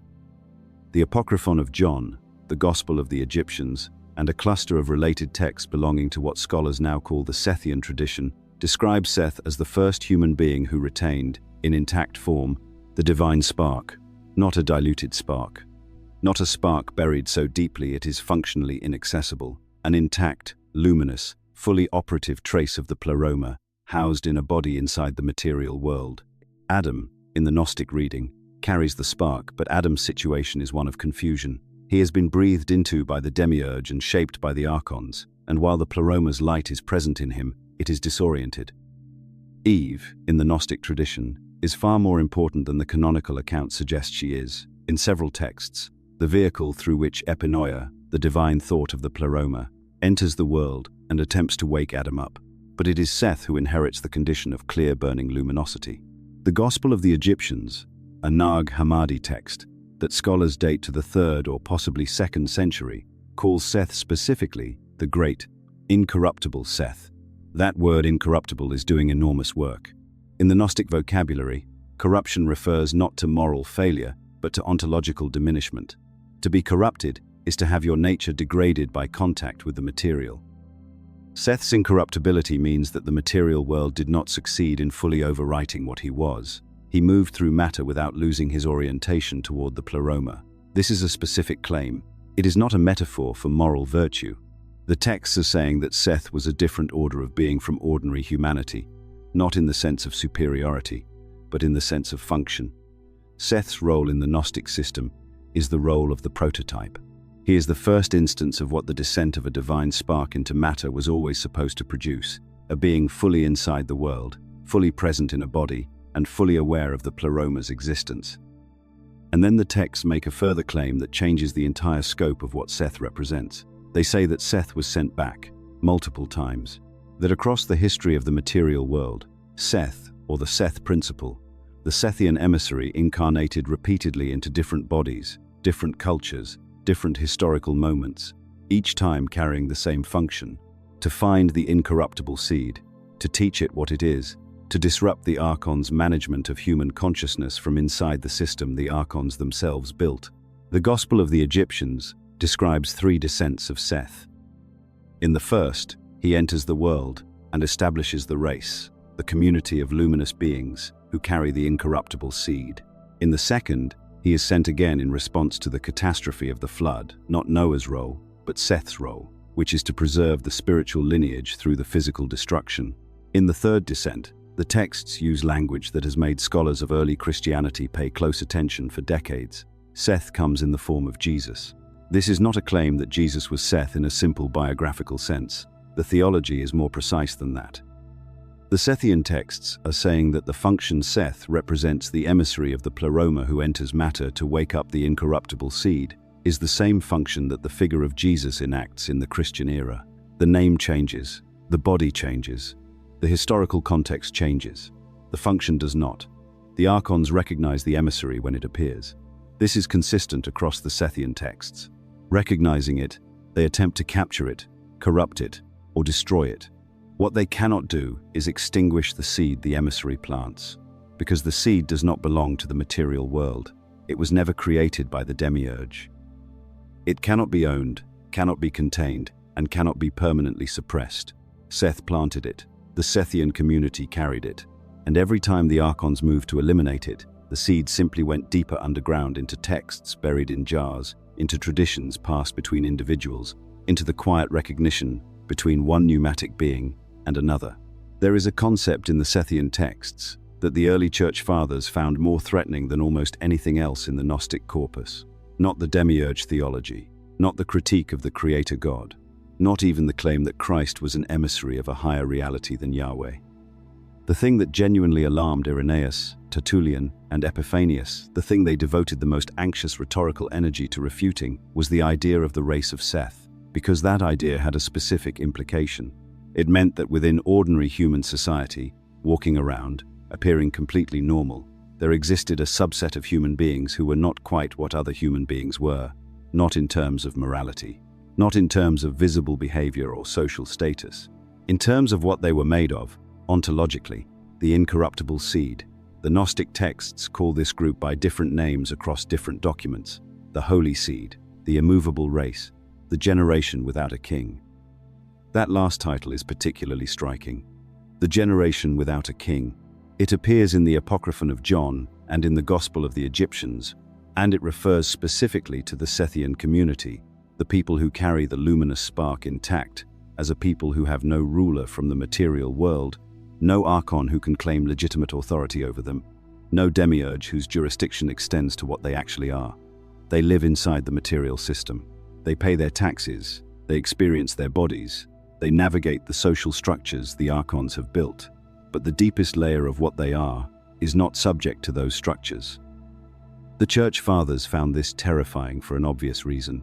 If it were true, it would mean that institutional authority, the Church's authority, the Empire's authority, the authority of any external system, had a fundamental limit. There existed people over whom the highest authorities of the world had no ultimate claim. The Church's response was to declare the entire framework heretical, to burn the texts, and to make possession of them punishable by death in regions where Church authority held. That is not a response to something trivial. You do not mobilize that level of institutional force against an idea you are not genuinely afraid of. Now, here is what the texts actually say about what distinguishes the race of Seth from other human beings, because this is routinely misunderstood. The distinction is not hereditary in any genetic sense. The Gnostic texts are not describing a bloodline. They are describing a condition of the pneuma, the spirit, the innermost layer of the tripartite human being. The Valentinian framework, which runs parallel to the Sethian one on this point, describes human beings as existing on a spectrum, hylic, psychic, and pneumatic, not fixed categories in most versions of the teaching, conditions, degrees of how much the divine spark has been activated in a given individual, in a given lifetime, in a given state of awakening. The race of Seth, then, is not a biological category. It is an ontological one, and it is not exclusive. It is possible to move toward it. This is, in fact, the entire point of the Gnostic teaching as a practical system. The teachers, the texts, the tradition itself, all of it exists to facilitate the movement from a state of dormancy to a state of activation, from hylic unconsciousness to pneumatic recognition, from the sleep of the material world to the wakefulness the Sethian texts call gnosis. What the texts describe as the race of Seth is, more precisely, the community of those whose spark has been activated enough to recognize what it is. And that community, across the centuries, has not announced itself. It has not built pyramids, or worn special garments, or carried identification. It has recognized itself internally, one person encountering another, one text encountering one reader, one piece of ancient language landing in one mind, and producing the particular experience the Gnostic tradition has always used as its signature, not belief, not conversion, but recognition. The Nag Hammadi texts were buried around 367 CE, the year Athanasius of Alexandria issued his famous Easter letter, the letter that fixed the canon of the New Testament and ordered the destruction of texts not included in it. Whoever buried those documents in a sealed jar at the base of a cliff near the town of Nag Hammadi understood that what they were preserving was not just theology. It was the record of the race of Seth, the seed library, the memory of what the incorruptible lineage actually is, preserved for a future moment, when someone might dig it up and need to know. Before we go further into what the emissaries do when they arrive in the material world, we need to establish what the Gnostic tradition says human beings are, not what we have been told, not the mainstream theological account, what the primary texts actually describe. The Apocryphon of John contains one of the most detailed accounts of human ontology in all of ancient literature. It is presented as a revelation given to John, the son of Zebedee, after the crucifixion, though scholars understand this as a literary frame for a body of teaching that draws on far older traditions. What the text describes is not a human being created by a loving God for a loving purpose. It describes a human being assembled by a committee. The demiurge and his archons, the texts name them, and there are many of them, each governing a different aspect of material existence, contribute different layers to the human composite. They build the physical body, layer by layer, each archon responsible for a particular organ, a particular function. The Apocryphon of John lists them with extraordinary specificity. 365 of them, one for each degree of the circle, each one implanting into the human form the particular limitation associated with its domain: heat, hunger, fatigue, the binding of time, the ignorance of origin. This is the hylic layer, the material body. 2. The archons built it. They own it in a specific administrative sense, and when it dies, they reclaim its components. The body is not yours in the way you have been told it is. It is a vehicle assembled by beings whose interest in you is not benevolent, but that is only the outer layer.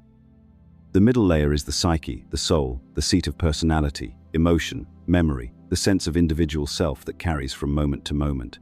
The Gnostic texts treat the psyche with more ambivalence than either the body or the spirit. The psyche can be swayed by material concerns. It can be captured by the archon's systems: fear, desire, social identity, the structures of belonging and exclusion that keep human attention oriented toward the horizontal plane of the world rather than the vertical axis of the pleroma. Many of the archonic mechanisms the texts describe are not crude physical traps. They are psychological ones. The system does not primarily control bodies. It controls the layer that makes decisions about what to pay attention to. And then there is the pneuma, the spirit, the innermost layer, the thing the archons did not build and cannot own. This is the divine spark, the fragment of pleromic light that entered the human form not through the demiurge's construction project but through the pleroma's own intervention. The Apocryphon of John describes this moment with striking precision. The demiurge blows the breath of life into Adam, the breath the demiurge believes is his own creative act. What the demiurge does not understand is that in doing so, he inadvertently draws down a particle of the pleroma's light that was hovering over the waters. The archon's own act of creation becomes the vehicle for the pleroma's presence entering the world. The divine spark is inside the material body not because the pleroma sent it there intentionally in that form that comes later with the emissaries, but because the demiurge's imitation of creation accidentally created the conditions for it. This is one of the most elegant and strange claims in the entire Gnostic corpus. The jailer built the prison, and in building it, he accidentally installed a door he does not know exists. The three-layer model body, soul, spirit, maps directly onto the three categories of human being the Valentinian texts describe: hylic, psychic, and pneumatic. The hylic person is fully identified with the body in the material world. The psychic person is identified primarily with the soul capable of moral life, capable of religious feeling, capable of what the institutional church offers, but not yet penetrated by the awareness of the pneuma's true nature.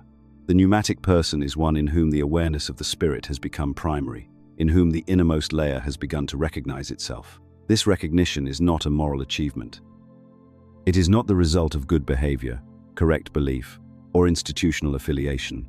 The Gnostic texts are emphatic on this point, to the degree of seeming almost combative about it. The pneuma cannot be earned. It can only be remembered. Anamnesis again. The unforgetting. The process is not addition acquiring something you lacked. It is subtraction. Removing the layers of archonic conditioning, the hylic identification, the psychic noise, until what remains is what was always there. You were not built from nothing. You were not made by the demiurge. The deepest layer of what you are was never manufactured by the material world's architects. It arrived from somewhere else. And it has been trying to remember that fact every moment since the forgetting began, so the pneuma is already present, already there, underneath the noise and the conditioning and the weight of a world that was designed, architecturally designed, to make you forget it. This raises an obvious question. If the spark is already inside you, if it arrived from the pleroma and cannot be manufactured or earned or destroyed, why is it so difficult to access? Why does the remembering feel like excavation through concrete rather than a simple act of turning inward? The Gnostic answer to that question is specific. It is not vague spirituality about the ego or the lower self or the distractions of modern life. It is a structural account of how the forgetting was engineered. And the primary engineers are the archons. The archons, as described across multiple texts from the Nag Hammadi library, are not demons in the conventional sense. They are not red figures with horns presiding over fire. The texts describe them as governors, administrators. The word itself comes from the Greek archon, meaning ruler or authority. They are the ruling forces of the material world, the intelligences that maintain the structure of the prison, each one presiding over a layer of the cosmos between the divine source and the material earth. The Apocryphon of John, dated by scholars to approximately the 2nd century CE, describes 7 primary archons, each one corresponding to a layer of what the text calls the hebdomad, the sevenfold structure of the lower cosmos, 7 governors, 7 veils, 7 layers of administered forgetting, and their primary tool is not violence, it is not force, it is ignorance. The text describes the archons instilling what it calls the counterfeit spirit into the human being at birth. Not the pneuma that arrives from above, from the pleroma, and is beyond their reach, but they install something alongside it, a kind of false self that operates on hylic and psychic frequencies, a self built from the material world's values, the material world's hungers, the material world's definitions of what is real and what matters. The counterfeit spirit tells you that this world is all there is, that your desires are your identity, that death is the end, that the body is the self, that success in the material order is the closest thing to meaning you will find. This is not described as malice in every Gnostic text. In some traditions, the archons are not consciously cruel, they are simply doing what limited beings do when they organize a cosmos without access to the pleroma's light. They build what they know, and what they know is limitation. So what they build is a world saturated in limitation, and then they administer that world through governors who maintain the saturation. Ignorance does not require evil intent, it only requires the absence of gnosis. The hypostasis of the archons, another Nag Hammadi text, elaborates the picture. It describes how the archons attempted to breathe life into the first human being and found that their creation lay inert, flat, lifeless, unable to stand. They had the materials but not the animating principle. The pneuma, the pleroma spark, had to descend from above, without their permission and outside their control, and it was only then that the figure rose. The archons created the vessel. The pleroma filled it with what they could not manufacture. This is the architecture the texts describe. A body built by material intelligences, a soul partially shaped by the cosmos, and a spirit that arrived from somewhere the archons cannot reach, cannot see, and cannot control. 3 layers, 3 different origins. And the entire project of the archonic system is to ensure that the being inside the body never realizes the 3rd layer exists. The mechanism is immersion, total, sustained, multi-generational immersion in the hylic and psychic registers of experience. You are born into a body with needs. Those needs command your attention constantly. You are raised in a culture that teaches you how to interpret your experience, and that culture was itself built by people who were themselves immersed in the same forgetting. The conditioning compounds across lifetimes in those traditions that include reincarnation in their framework, and several Gnostic schools do. Each life, the pneuma descends again into the material. Each time, the archonic veil is in place before awareness can consolidate. Each time, the task of remembering must begin again from inside the forgetting. This is not pessimism. The Gnostic texts do not frame it as a tragedy without exit. They frame it as a situation with a very specific solution. But before the solution can be understood, the architecture of the problem must be mapped completely. You cannot navigate out of a structure you refuse to acknowledge as a structure. The veil is real, the forgetting was engineered, and the first act of gnosis is simply seeing this clearly, without flinching, without softening it into something more comfortable than what it is. Above the archons, organizing the entire system of the lower cosmos, sits a figure the Gnostic texts treat with a complexity that has disturbed readers for 2,000 years. Not Satan, not an adversary in the conventional sense, the demiurge, the craftsman, the maker of the world you were born into. And the thing the texts say about him that is most difficult to absorb is this: he did not know what he was doing. The word demiurge comes from the Greek demiurgos, a public craftsman, an artisan. Plato used it in the Timaeus to describe a divine craftsman who fashioned the world according to eternal forms. The Gnostics took that figure and inverted the valuation while preserving the structure. Yes, the demiurge is a craftsman. Yes, he built the material world. But in the Gnostic reading, he built it in error, in ignorance, and in the shadow of a fundamental delusion, the belief that he was the highest being in existence. The Apocryphon of John is unambiguous on this point. It describes the demiurge, called Yaldabaoth in that text, as declaring, and this is a direct quote from the Coptic translation, "I am a jealous God, and there is no other God beside me." The Gnostic commentary on this statement is surgical. It says, why would a being declare itself jealous unless it suspected there was something it lacked? Why would the highest God feel the need to announce that no other God exists? The declaration itself is evidence of the ignorance. A being who truly occupied the summit of existence would have no occasion to make the claim. Only a being looking up at something above itself, sensing that there is more, but refusing to acknowledge it, would need to insist on its own supremacy so loudly. This is not a minor interpretive footnote. It is the central claim of the entire Gnostic cosmological project. The God of the material world is not the ultimate source. He is a secondary creation.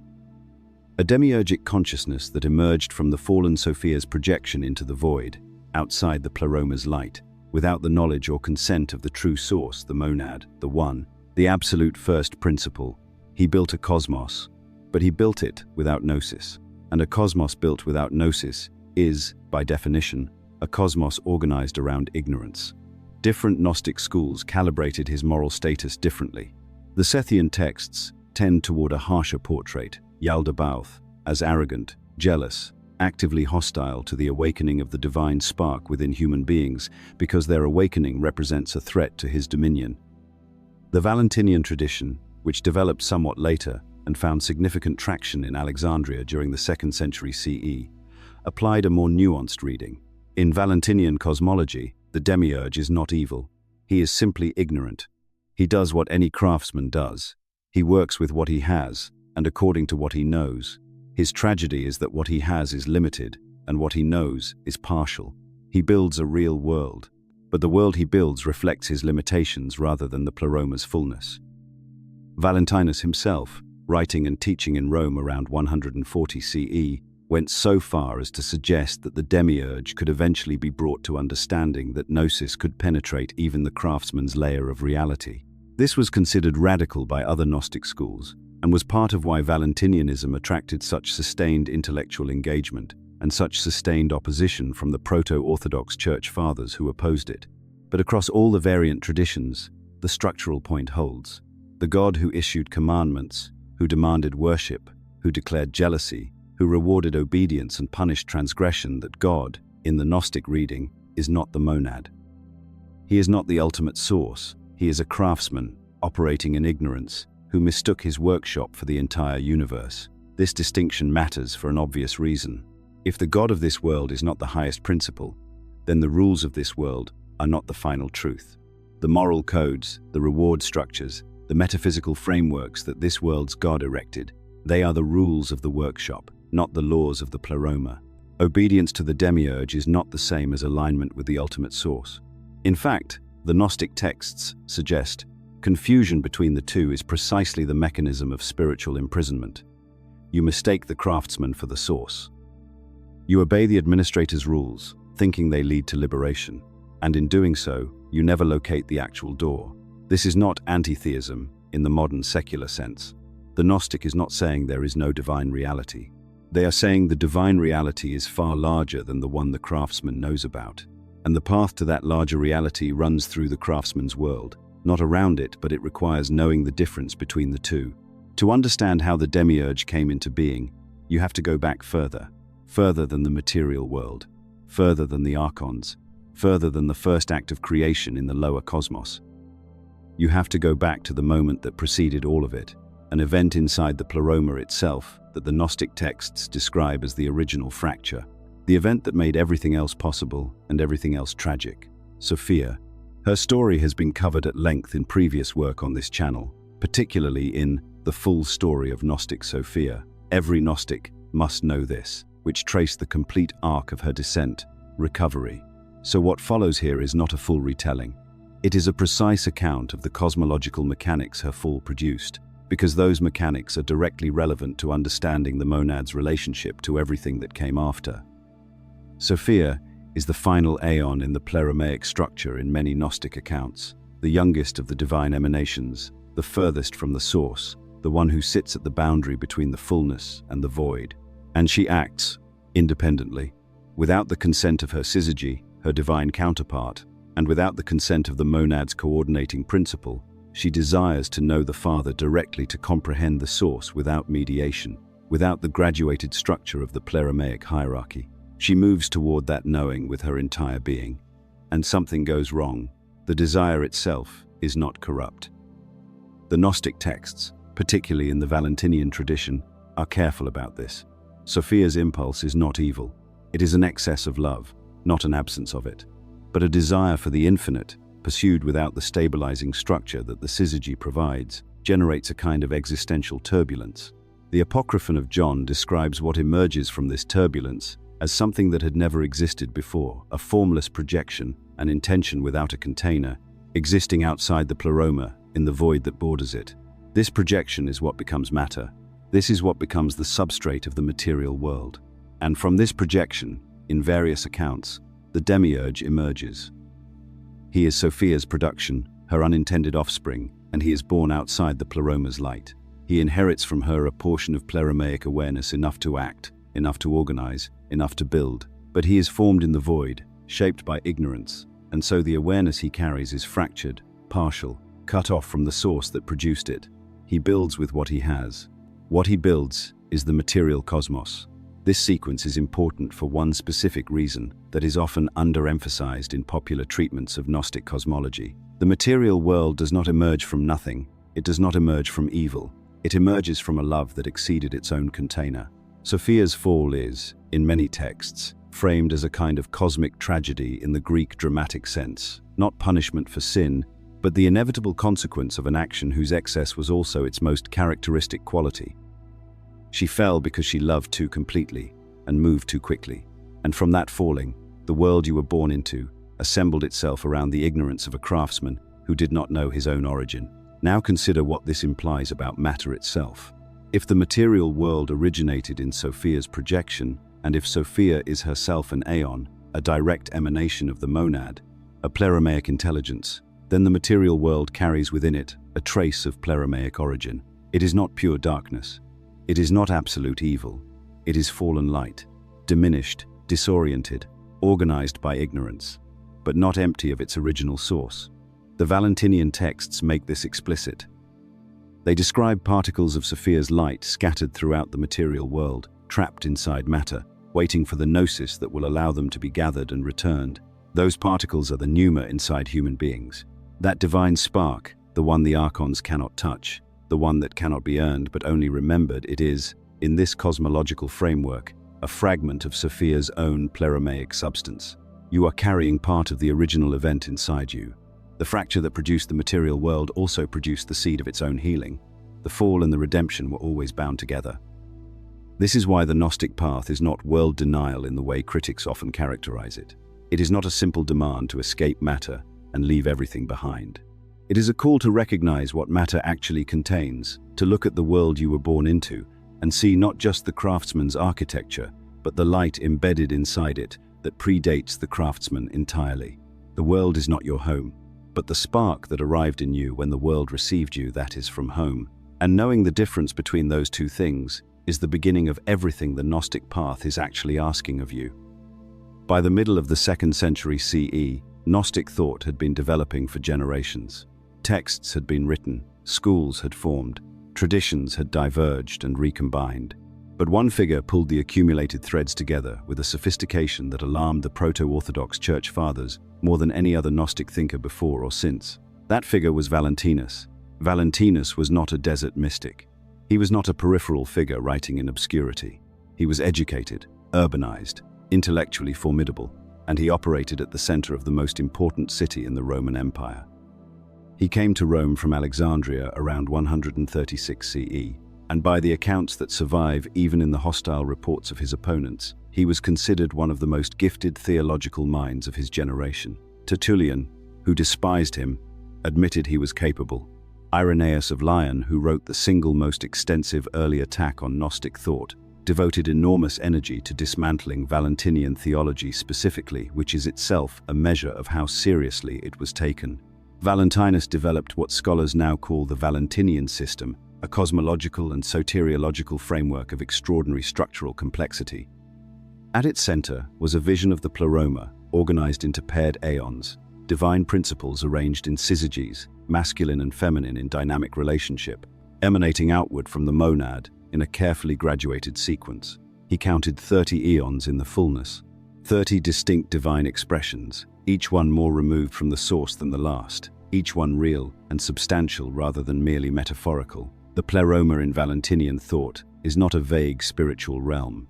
It is a structured cosmos of divine intelligences with their own relationships, their own characteristics, their own roles in the larger project of existence. Sophia occupies the final position in this structure. 30th, the furthest from the source, and the Valentinian account of her fall is both more nuanced and more sympathetic than some earlier Sethian versions. In Valentinus's telling, the desire that initiated the crisis was not hubris. It was the nature of the position itself to be at the edge of the fullness, is to be closest to the void, and the void exerts its own kind of gravity. Sophia's movement was a reaching toward the monad, a desire for direct comprehension of the source that is, in some sense, the most natural desire an aeon could have. The tragedy is structural, not moral. What distinguishes Valentinian thought from earlier Gnostic frameworks, and what made it particularly potent as a theological system, is its treatment of matter and the path through it. Where some Gnostic schools emphasized a sharp dualism, pleroma against matter, light against darkness, the divine against the manufactured, Valentinus proposed something more intricate. Matter is fallen, yes. The demiurge is ignorant, yes. But the material world is not simply a prison, it is a school. It is the location where the divine sparks must undergo the process of awakening, where gnosis must be achieved through engagement with the very conditions that initially veil it. This is why the Valentinian tradition placed such emphasis on sacramental practice, on communal structure, on the systematic transmission of esoteric knowledge through a graduated hierarchy of understanding. The hylics, the psychics, the pneumatics. These were not static categories of permanent division. They described the current level of engagement with gnosis. A hylic individual was someone who had not yet encountered the knowledge that would initiate the process of remembering. A pneumatic was someone in whom the spark had become active enough to orient the entire person toward the pleroma.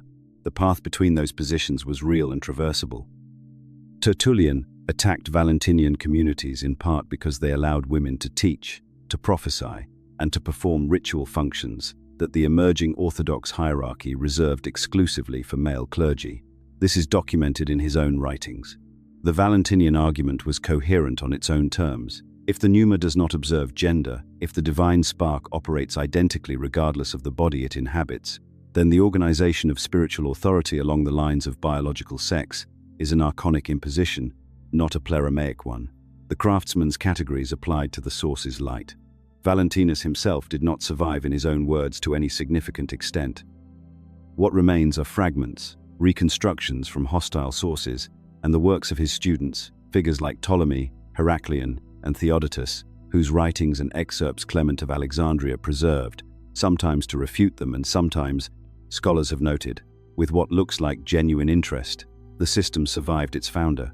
It expanded, refined itself, and continued to be transmitted in communities across the Roman Empire for centuries after Valentinus died.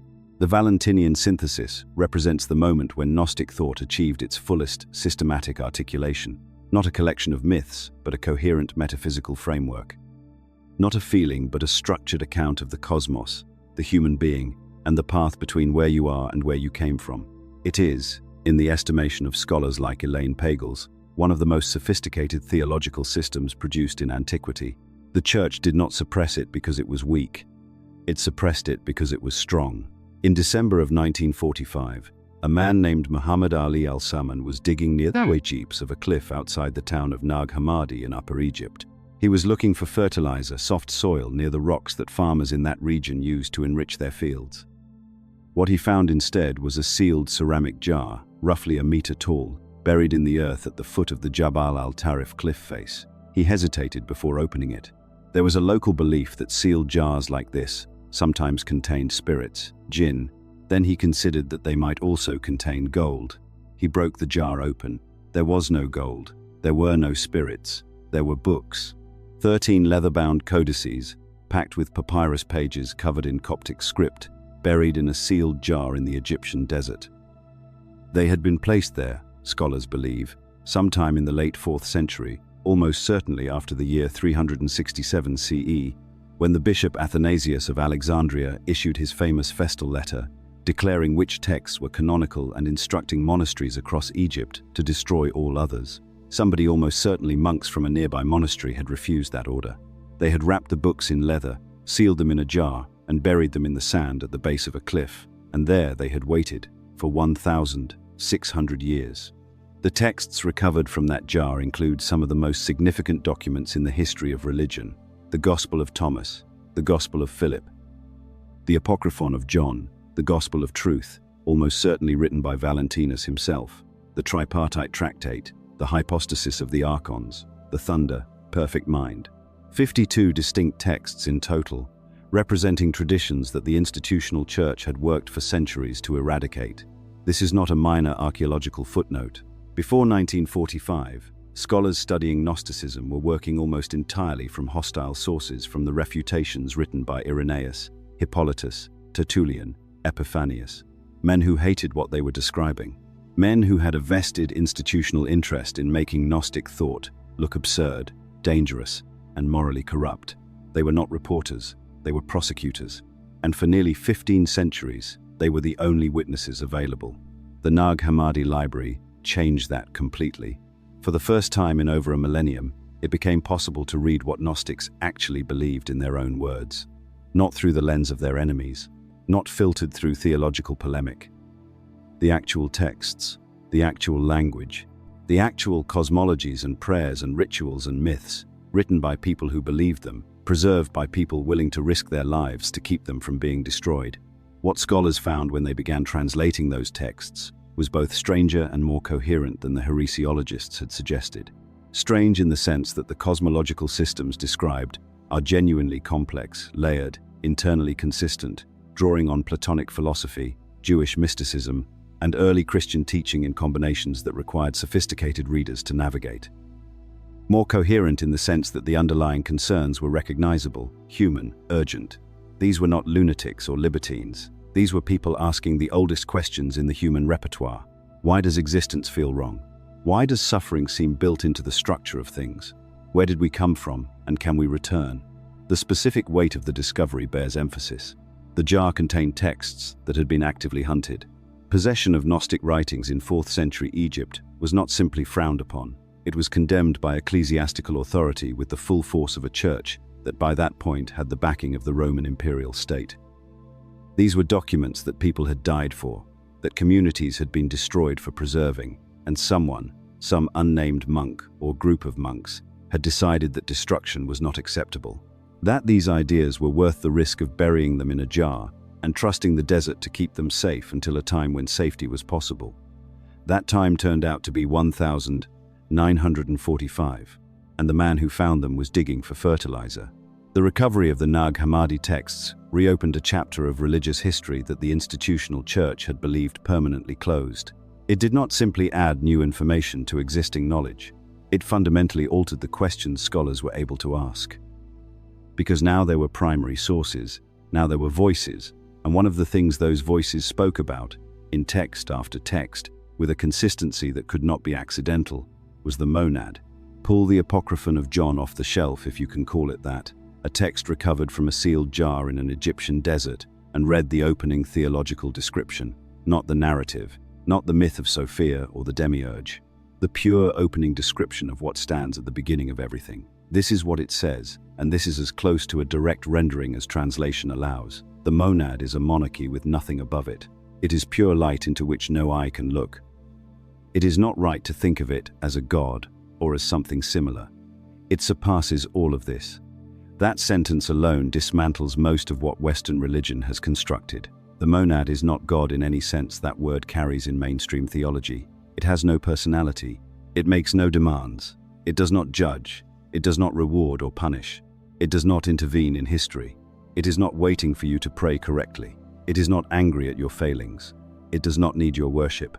These are not attributes that have been removed from a deity. They were never there to begin with. The monad transcends the category of deity entirely. The Apocryphon of John continues. The monad is immeasurable light, pure, holy, immaculate. It is ineffable, being perfect in incorruptibility. It is not in perfection, nor in blessedness, nor in divinity, but it is far superior to these. It is neither infinite nor finite. It neither moves nor is at rest. It has no power that limits it and no being that contains it. This language is doing something very specific. It is using negation as a precision instrument. Every attribute you could name, even positive ones, even superlative ones, becomes a kind of limitation when applied to the monad. To say the monad is infinitely powerful is to say power is a relevant category, which it is not. To say the monad is supremely good is to say goodness is a property it holds, which implies it could theoretically hold less of it, which implies limitation. The via negativa, the way of negation, is not just a rhetorical style. It is the only honest theological method when dealing with something that genuinely exceeds every conceptual category the human mind can generate. The trimorphic protanoia, another text from the Nag Hammadi collection, approaches the same subject from a different angle. Here, the first principle speaks in the first person. I am the voice that appeared through my thought.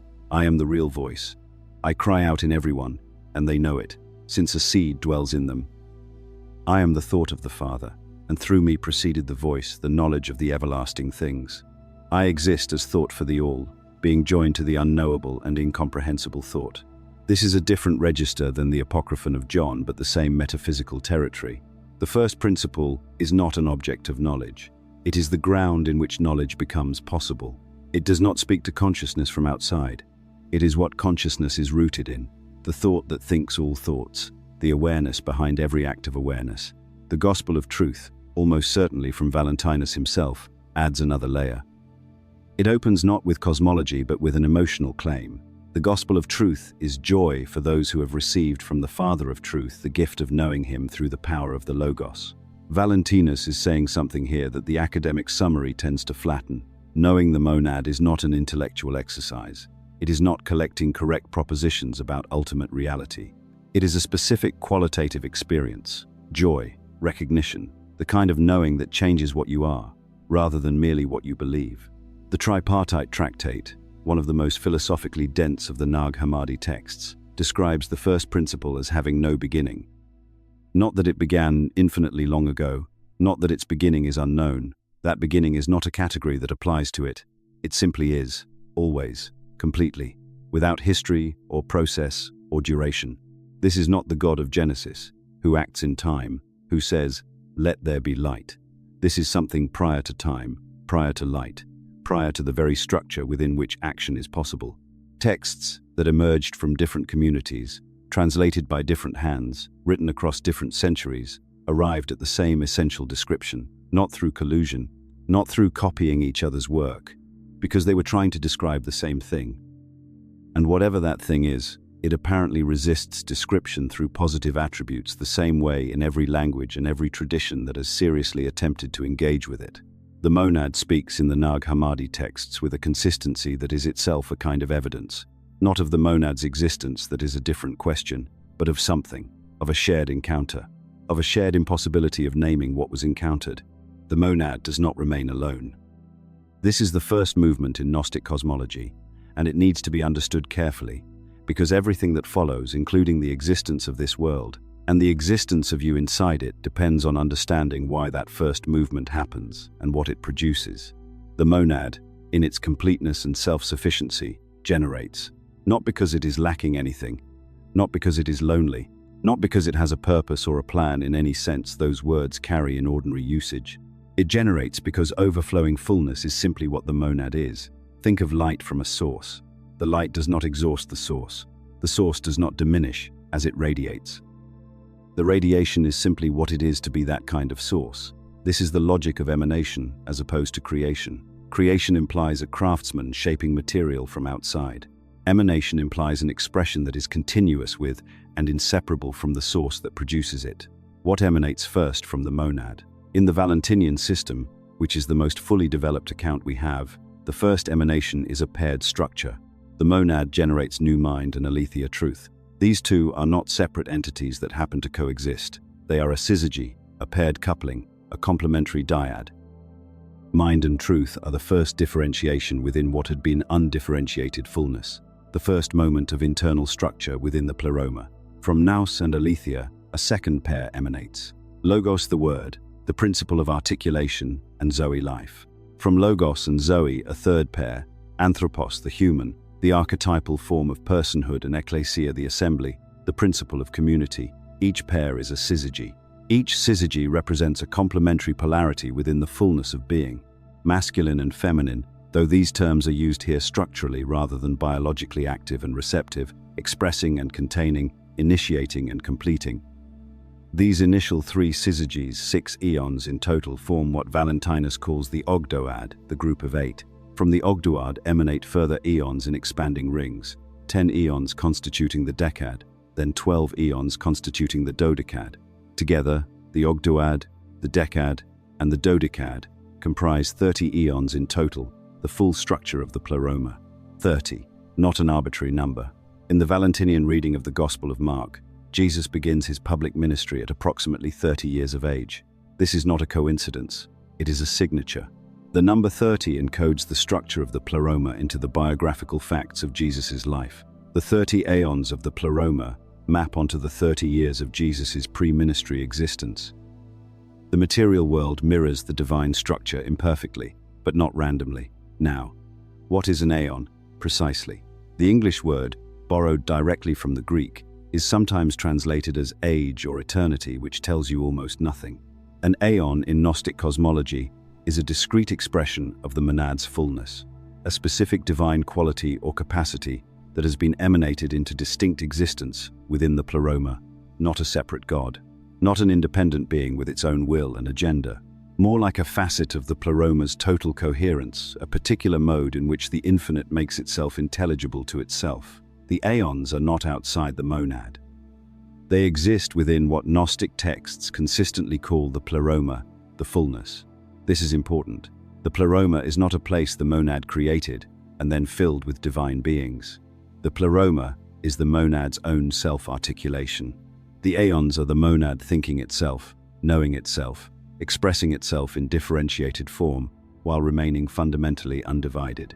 This is why the loss of even one aeon, which is exactly what happens when Sophia falls, is not a minor incident. It is a rupture in the coherence of absolute consciousness itself. The syzygy structure deserves particular attention. Every aeon exists in paired relationship with its complement. This is not incidental to the Valentinian system. It is architecturally central. The pleroma is constituted by relationship. Even at the level of divine fullness, existence is not isolation. Mind is only fully itself in relation to truth. Life is only fully itself in relation to the word that names it. The principle of pairing of complementary polarity, as the basic unit of divine structure, runs through the entire Valentinian cosmology and resurfaces, transformed in its understanding of human relationships, of spiritual community, and ultimately of the relationship between the fallen spark and the pleroma from which it came. You were not made to be alone.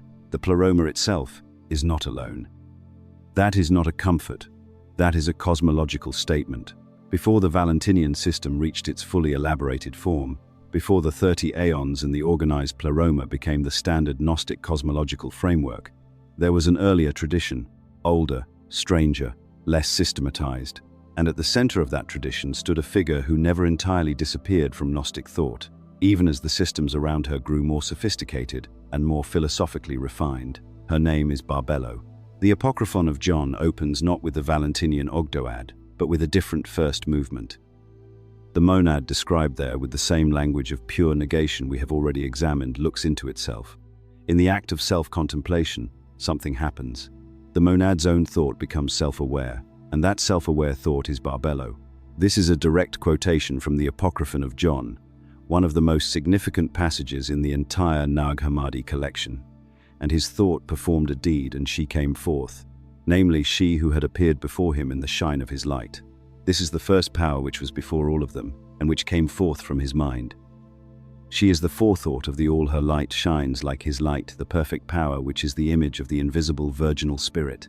She is the first power, the glory, Barbelo, the perfect glory in the aeons, the glory of the revelation. Barbelo is the monad's first self-expression. She is what happens when absolute undifferentiated consciousness becomes aware of itself. She is the first distinction within what had been seamless unity, not a division of the monad, not a separation from it, but the monad's own self-knowing made substantial.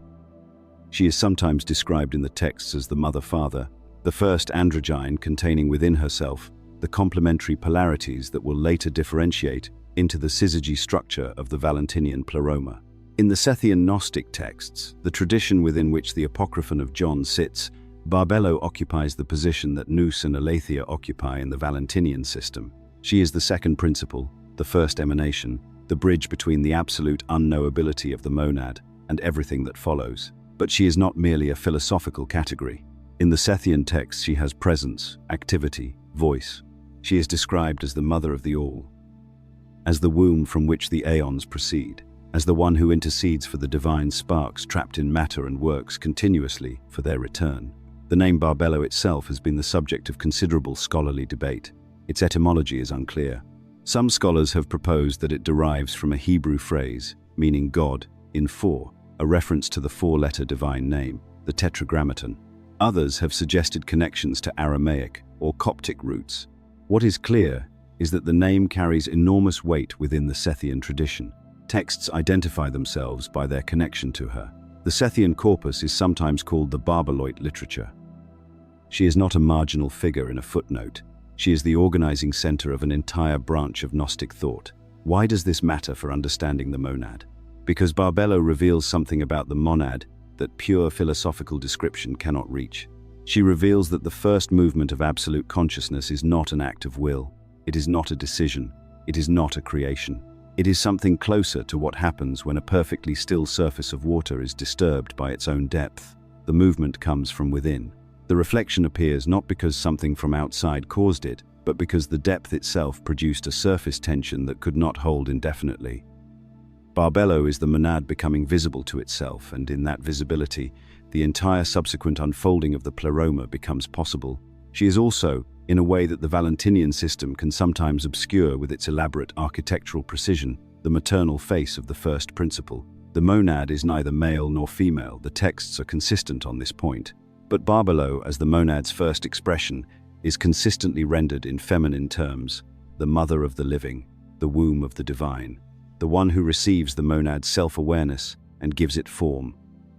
In traditions that would later be suppressed and replaced by exclusively masculine divine imagery, the Father, the Son, the masculine God of institutional Christianity, Barbelo represents something the Church could not accommodate. A first principle whose self-expression is feminine. A cosmic mother who precedes the cosmic father in the sequence of divine unfolding. This is not incidental. The suppression of Barbelo, her erasure from orthodox theology, the destruction of the texts that described her, was not arbitrary. It was structural.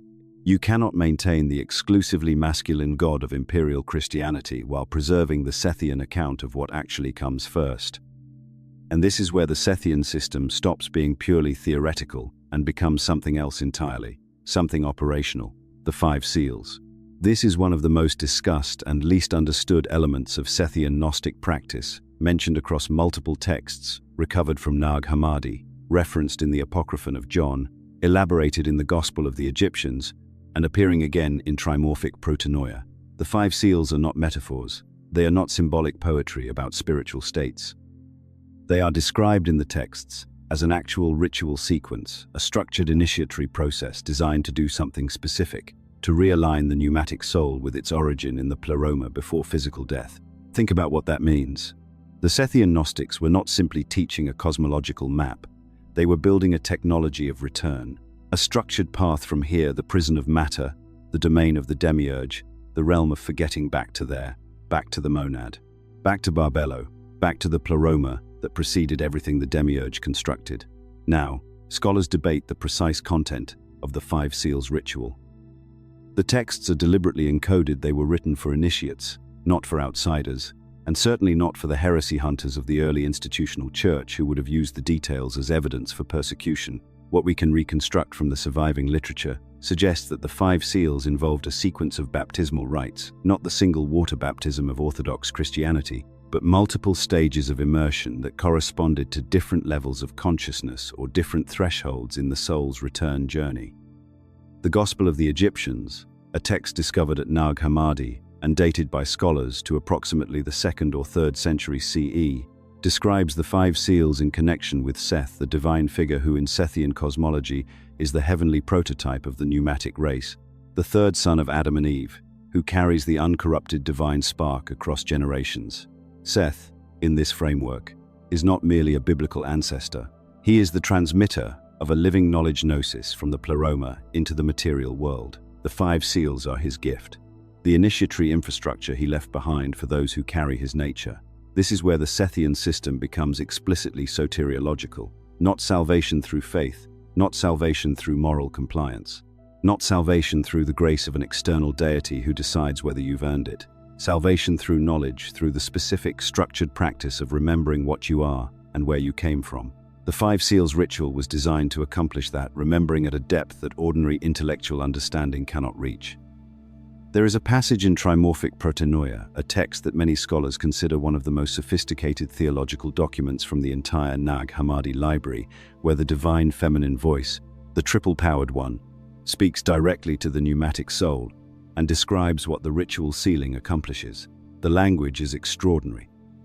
She says, and I am paraphrasing the scholarly translation here, that she has descended into the world 3 times as father, as mother, as son, and that each descent was a different mode of the same mission: to awaken those who sleep, to call those who have forgotten, to seal those who are ready with the mark that the demiurge cannot read and the archons cannot erase. That last detail is crucial. The seal is specifically described as illegible to the archons. The forces that maintain the prison of matter, the lower cosmic administrators that the demiurge deployed to manage and constrain human consciousness, cannot detect or interfere with the seal once it is applied. The initiatory rite is framed as a form of spiritual encryption. The soul that has been sealed carries its origin invisibly, protected from the very forces that would otherwise intercept and redirect it after death. This is not primitive mythology. This is a sophisticated model of consciousness, cosmology, and liberation operating simultaneously. And it was built not in the medieval period, not in the Renaissance occult revival, not in the modern New Age movement. It was built in the 1st and 2nd centuries CE, in communities that understood themselves as the heirs of a knowledge older than the institutional church, older, they believed, than the fall of Sophia itself. The Five Seals point to something the later tradition almost entirely lost: the idea that gnosis is not an intellectual achievement, it is an experiential threshold. You do not simply learn your way to the monad. You are initiated toward it. The knowledge and the practice are inseparable. One without the other is incomplete. Let's talk about the archons, because this is the part of the Gnostic system that most people either dismiss as paranoid cosmological fantasy or misread as a simplistic good versus evil mythology. It is neither. The word archon comes from the Greek. It means ruler, governor, administrator. In the political world of the 1st and 2nd century Roman Empire, archons were the local administrative officials who enforced imperial authority in cities and provinces throughout the Mediterranean. The Gnostics did not choose this term accidentally. They were making a precise structural analogy. Just as imperial Rome administered the physical world through a hierarchy of governors who enforced laws they did not themselves write, the demiurge administers the material cosmos through a hierarchy of archons who enforce the structure of a reality they did not themselves create. The Apocryphon of John describes the creation of the archons in precise numerical and hierarchical detail. 7 chief archons, each governing one of the 7 traditional planetary spheres: Saturn, Jupiter, Mars, the Sun, Venus, Mercury, the Moon. Each one is named. Each one is given a face, some described as partially animal, some as distorted or hybrid forms. The descriptions are not gratuitous. They encode something specific. These are the forces that shape human psychology through the planetary influences that were, in the cosmology of the ancient world, understood to govern fate, temperament, and character. But here is the part that makes the Gnostic model genuinely unsettling when you take it seriously. The Archons, in the Sethian account, did not simply build the physical world. They built the psychological world, the interior architecture of human experience, desire, fear, pride, anger, possessiveness, jealousy. These are not neutral features of consciousness. In the Gnostic framework, they are the specific instruments through which the Archons maintain their administration. They are the inner mirrors of the outer prison. The Apocryphon of John gives names to these inner governors. Yaldabaoth, the chief demiurge, is associated with what the text calls a kind of blind power authority that believes itself supreme, precisely because it cannot perceive anything above itself.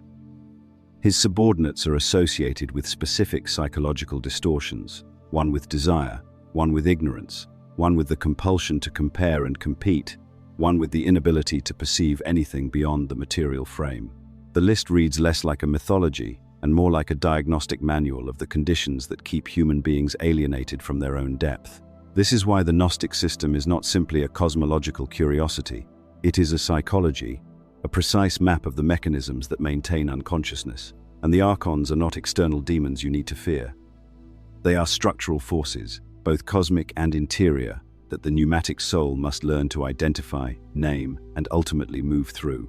There is a practice implied in several Nag Hammadi texts that scholars have called the ascent through the planetary spheres, a contemplative or post-mortem journey in which the soul, at the moment of death or in deep meditative states, passes through each archonic level in sequence.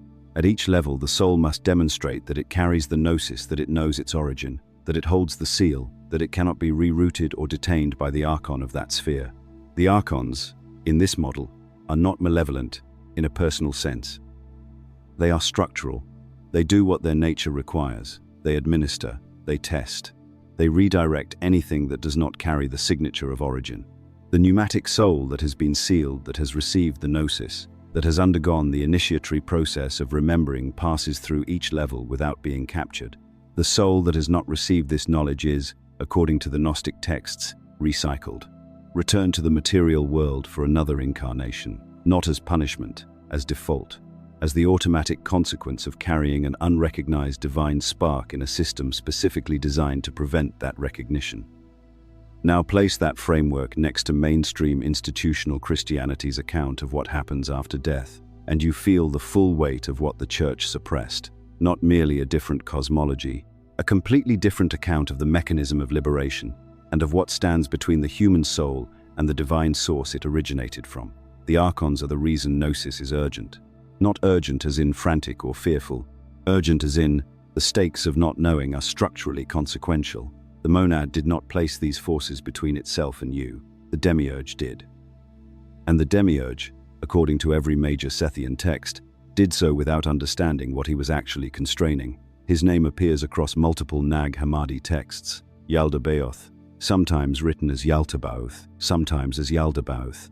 Scholars have traced the etymology through Aramaic, Hebrew, and Greek, with varying conclusions, but the most compelling interpretation links the name to a phrase meaning something like child of chaos or begetter of Sabaoth, whatever its precise linguistic origin. The figure it names is one of the most remarkable constructions in all of ancient religious thought. Yaldabaoth is the demiurge, the false god, the craftsman who built the material world from the remnants of Sophia's fall. And the most important thing to understand about him, the detail that separates the Gnostic account from every simple good versus evil mythology, is this: he is not evil in the way a villain is evil. He is blind. This is stated explicitly across the Sethian texts. Yaldabaoth does not know there is anything above him. He cannot perceive the pleroma. He cannot see the monad. He looks up into the fullness of divine reality and sees nothing, because his vision is structurally incapable of registering what exists at that level. And because he cannot see it, he genuinely believes that he is the highest thing that exists. He is not lying when he claims to be the only God. He simply does not know. The Apocryphon of John records the exact moment of this declaration.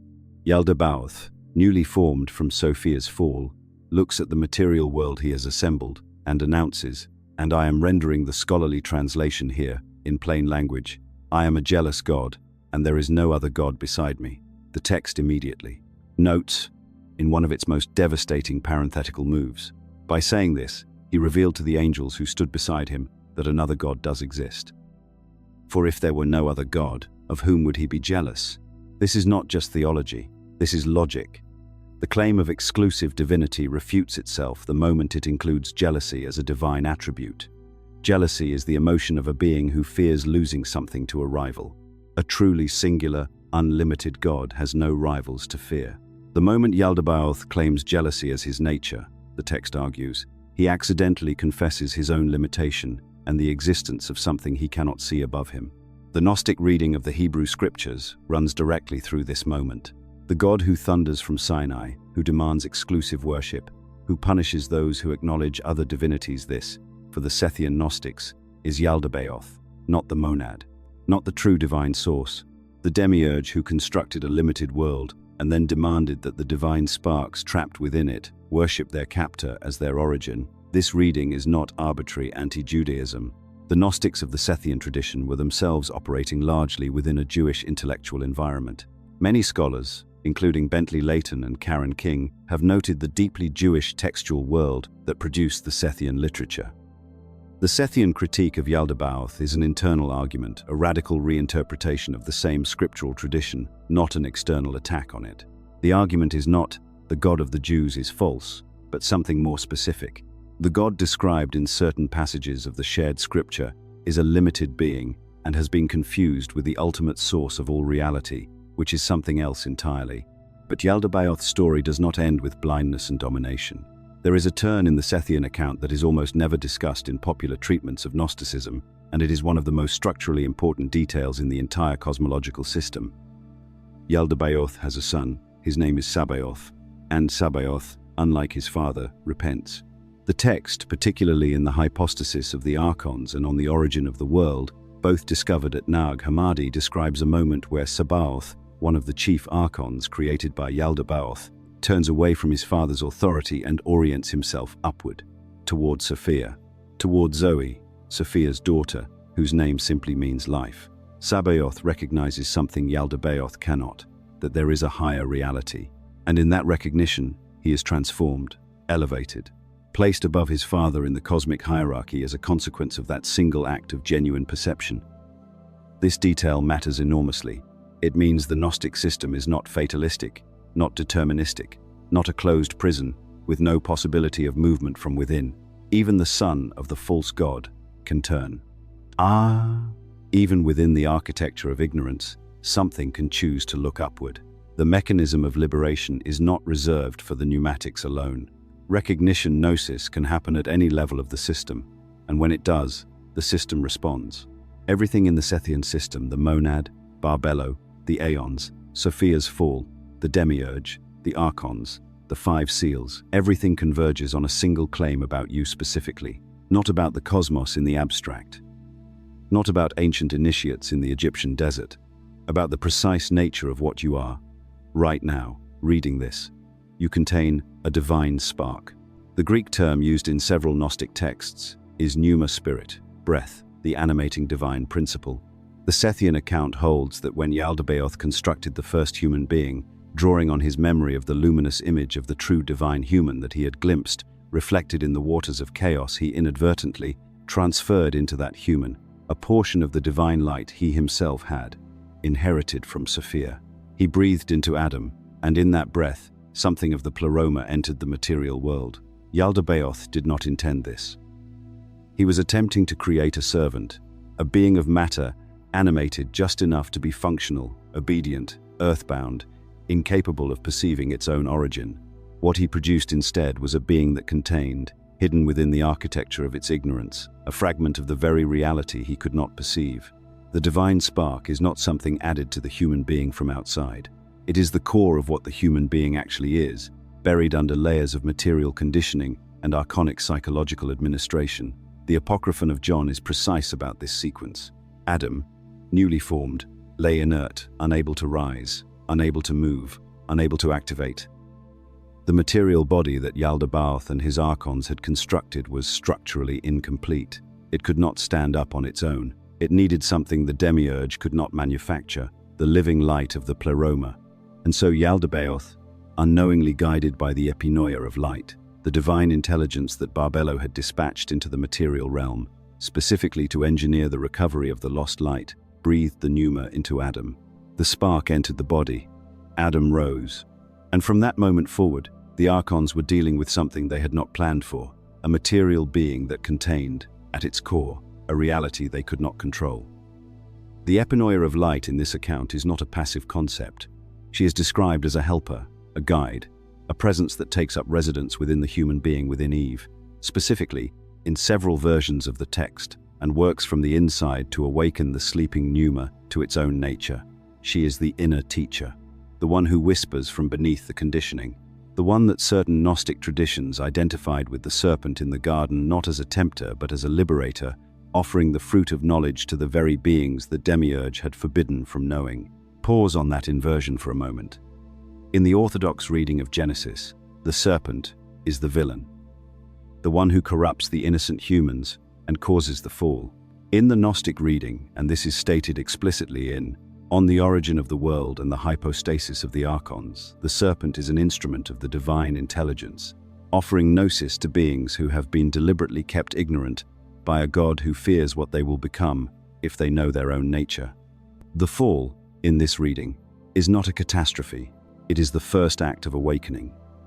This is why the Gnostic tradition was so threatening to institutional Christianity, that the Church did not simply argue against it. They burned the texts, executed the teachers, and rewrote the history of the early Christian centuries to make the Gnostic communities look like peripheral deviants rather than what the historical record increasingly suggests they were. One of the central intellectual and spiritual currents of the early Jesus movement. But here is what matters most for understanding what the divine spark means in practice. The spark is not something you earn. It is not something you develop through moral improvement or religious compliance. It is not a reward. It is your nature, already present, already real, already fundamentally connected to the monad, to the source that preceded everything the demiurge constructed. The condition of the average human being, in the Sethian account, is not sinfulness. It is amnesia, forgetting. The divine spark is present but unrecognized, buried under the accumulated weight of archonic psychological conditioning, material distraction, and the deliberate suppression of the knowledge that would allow recognition to occur. Gnosis, then, is not the acquisition of something new. It is the recovery of something always already there. The Greek word anamnesis, unforgetting, is perhaps the most precise term for what the entire Sethian system is designed to produce. Not conversion, not salvation from outside. Remembering, the divine spark recognizing itself, the fragment of the monad becoming aware of what it has always been, even while embedded in a world that was built specifically to prevent that awareness from arising. Anamnesis is not passive. That is the first thing to understand. The divine spark does not simply wake up on its own one morning because you had an interesting dream or read a compelling book. The Gnostic texts are emphatic on this point. Remembering is a process. It requires specific conditions, specific practices, and according to almost every Sethian and Valentinian source, we have specific knowledge that has to be transmitted, absorbed, and embodied. Not believed, embodied. The Pistis Sophia, one of the longest and most technically detailed Gnostic texts we possess, describes an entire architecture of spiritual practice built around the concept of the mystery rites, what it calls the mysteries of the light. These are not vague spiritual suggestions. They are structured practices, some of which involve specific forms of prayer, specific sequences of contemplative attention, and specific ways of relating to the material world while simultaneously refusing to be consumed by it. The text describes how the soul, through engagement with these mysteries, gradually loosens the grip of the archonic powers that have kept it bound to cycles of material existence. Think about what that means in practical terms. Every time you identify completely with your body, your social role, your accumulated memories and fears and preferences, you are in the Gnostic framework reinforcing archonic binding. Not because the body is evil, not because the material world is to be violently rejected, but because exclusive identification with the material is exactly what the demiurge's system was designed to produce.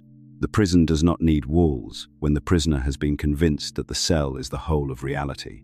The Valentinian tradition, particularly as described in the Gospel of Philip discovered at Nag Hammadi, emphasizes sacramental practices as vehicles for this unforgetting.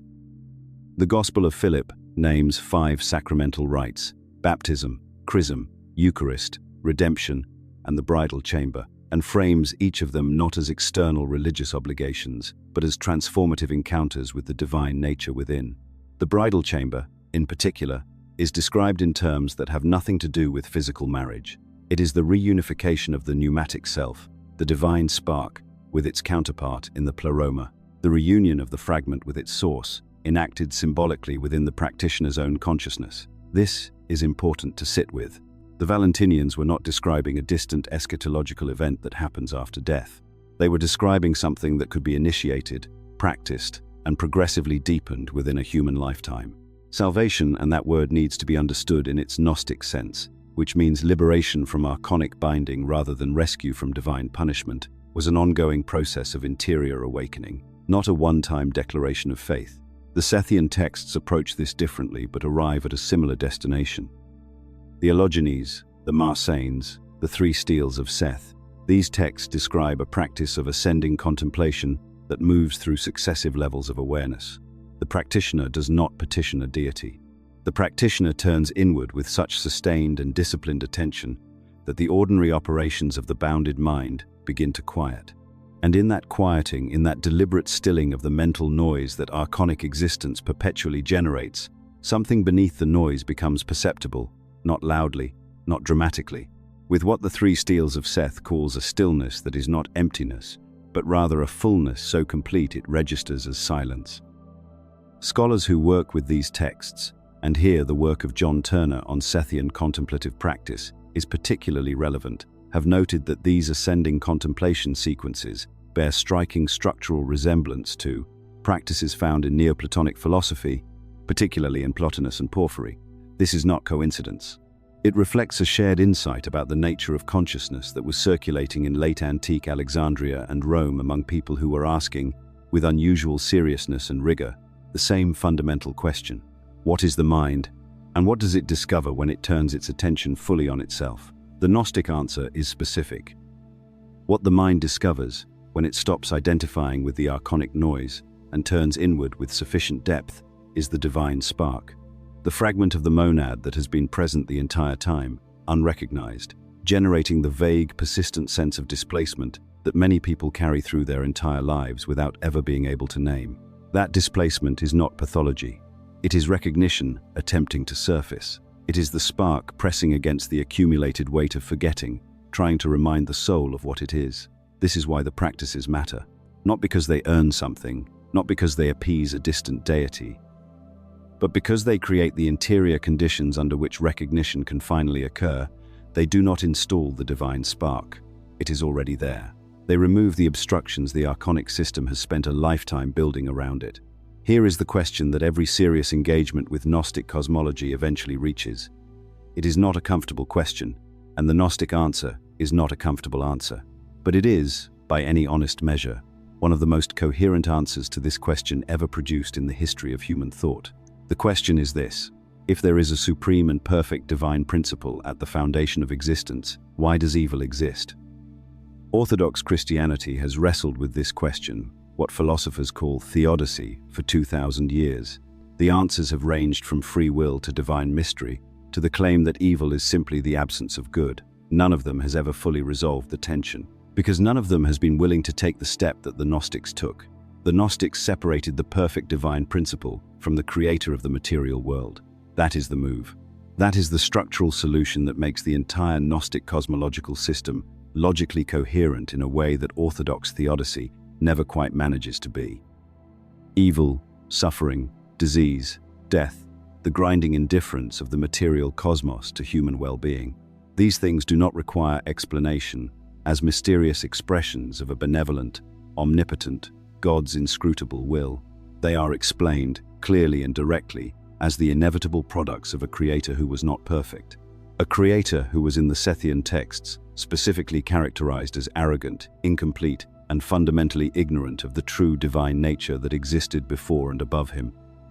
The Apocryphon of John, which is among the earliest and most foundational Sethian texts, describes the demiurge called Yaldabaoth in this text as declaring, after his creation, that he is the only God and that there is no other. And this declaration, the text makes clear, is not an expression of divine power. It is an expression of ignorance. The demiurge does not know about the pleroma. He does not know about the monad. He declares himself supreme not because he is supreme, but because his limited consciousness has no access to what lies beyond the material cosmos he has constructed. This is a devastating portrait, not of evil as a dark force equal to the good, as in dualistic systems, but of evil as the inevitable consequence of limited consciousness, operating without access to the fullness from which it was indirectly derived. The demiurge is not demonic in the theatrical sense. He is something more unsettling. He is unconscious of his own limitation.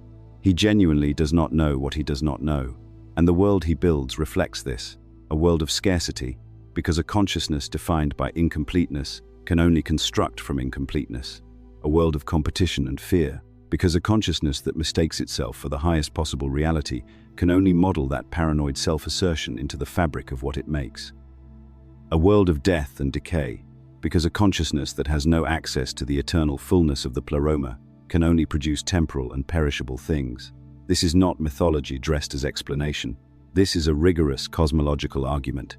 If you want to understand why the world is the way it is, why suffering seems structural rather than accidental, why the material cosmos operates with such magnificent indifference to beauty and consciousness and love, the Gnostic answer is not, God works in mysterious ways. The Gnostic answer, the God who made this world, was not the ultimate divine principle. He was a derivative product of a cosmological accident, operating at the limit of his knowledge, building a world that reflects his limitations. The Valentinian texts add a layer of nuance here that is worth noting. In the Valentinian system, the demiurge is not described as purely malevolent. He is described as existing in a kind of middle state, not entirely ignorant of the higher reality, because he was made from material that ultimately derived from the pleroma through Sophia's fall, but not truly conscious of it either. He creates with something like divine impulse operating through a filter of radical incomprehension. In some Valentinian texts, he is compared to an artisan who has heard descriptions of a great city, but has never been there, building from reports he does not fully understand, producing something that faintly echoes what it was derived from without ever achieving its coherence. The practical implication of this understanding is not despair, it is clarity. Knowing that the world was built by limited consciousness means you are not obligated to treat that world's valuations as final. Its hierarchies are not divine. Its definitions of success and failure, importance and insignificance, are the products of an incomplete mind that mistook itself for the whole of reality. You are not bound by them. You were never bound by them. You only believed you were. Let's be precise about what the Gnostic texts mean by liberation, because it is widely misunderstood, and the misunderstanding matters. Liberation in the Gnostic framework is not death. It is not the mere cessation of biological processes that releases a trapped soul back to its origin. Several of the Nag Hammadi texts are explicit on this point in ways that are rarely discussed. The treatise on resurrection, written in the Valentinian tradition and addressed to a student named Reginos, makes the position unmistakable. Resurrection, which in this text is the equivalent of liberation, is not primarily about what happens to the body after biological death. It is about a transformation of consciousness that can begin within embodied existence. The text tells Reginos directly that those who wait for death to experience resurrection have missed the point. The resurrection is available now. The return to the monad is not a future event contingent on dying. It is a present possibility contingent on gnosis, on the deep interior recognition of the divine spark's true nature and origin. This reframes everything. If liberation is a post-mortem reward for correct belief or correct behavior, then the religious institution that controls access to that reward holds enormous power. This is precisely the power that the Gnostics were accused of undermining, and precisely the reason their texts were targeted for suppression with such thoroughness and urgency. An institution whose authority rests on controlling access to salvation has an existential interest in destroying any teaching that relocates that authority inward, into the individual's own consciousness. But if liberation is a present possibility accessible through interior recognition, then the institution becomes structurally irrelevant. You do not need it. You cannot be denied access by it. No bishop, no council, no decree can reach into your own consciousness and prevent the divine spark from recognizing itself. This is the teaching that the early church could not accommodate. not the cosmological complexity of the pleroma or the mythology of Sophia's fall. Those things could theoretically have been allegorized and absorbed. What could not be accommodated was the claim that the individual human consciousness contains, directly and without institutional mediation, the full divine capacity for its own liberation. The Gospel of Truth, widely attributed to the Valentinian teacher Valentinus himself and dated to around 150 CE, describes the return to the pleroma, the return to the monad, in terms of waking from a nightmare. The entire material existence is compared to a troubled sleep, a dream populated by figures of fear and confusion that feel absolutely real until the moment of waking. And waking is precisely what Gnosis is. Not gradual improvement, not incremental moral progress. A discontinuous shift in the quality of awareness from dreaming to waking, after which the dream figures lose their power to terrify or compel. The Gospel of Truth uses language here that is worth pausing on. It describes the moment of Gnosis as the moment when the person who was lost becomes found, not by being retrieved by an external rescuer, but by suddenly knowing where they are. The lostness was never about location. It was about orientation. The divine spark was never not in the pleroma in some fundamental sense. It was oriented away from it, absorbed in the dream figures of material existence, attending to everything except the one thing that would have ended the confusion immediately. Return to the monad, then, is reorientation.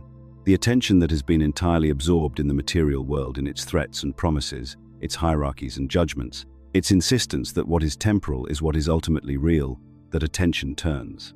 Not away from the material world in the sense of denial or destruction, but through it, past its surface, to the source from which even the material world's derivative existence is drawn. And here the monad's own nature becomes relevant again, in a new way. Remember what was established at the beginning of all of this. The monad is not a being separate from what emanated from it.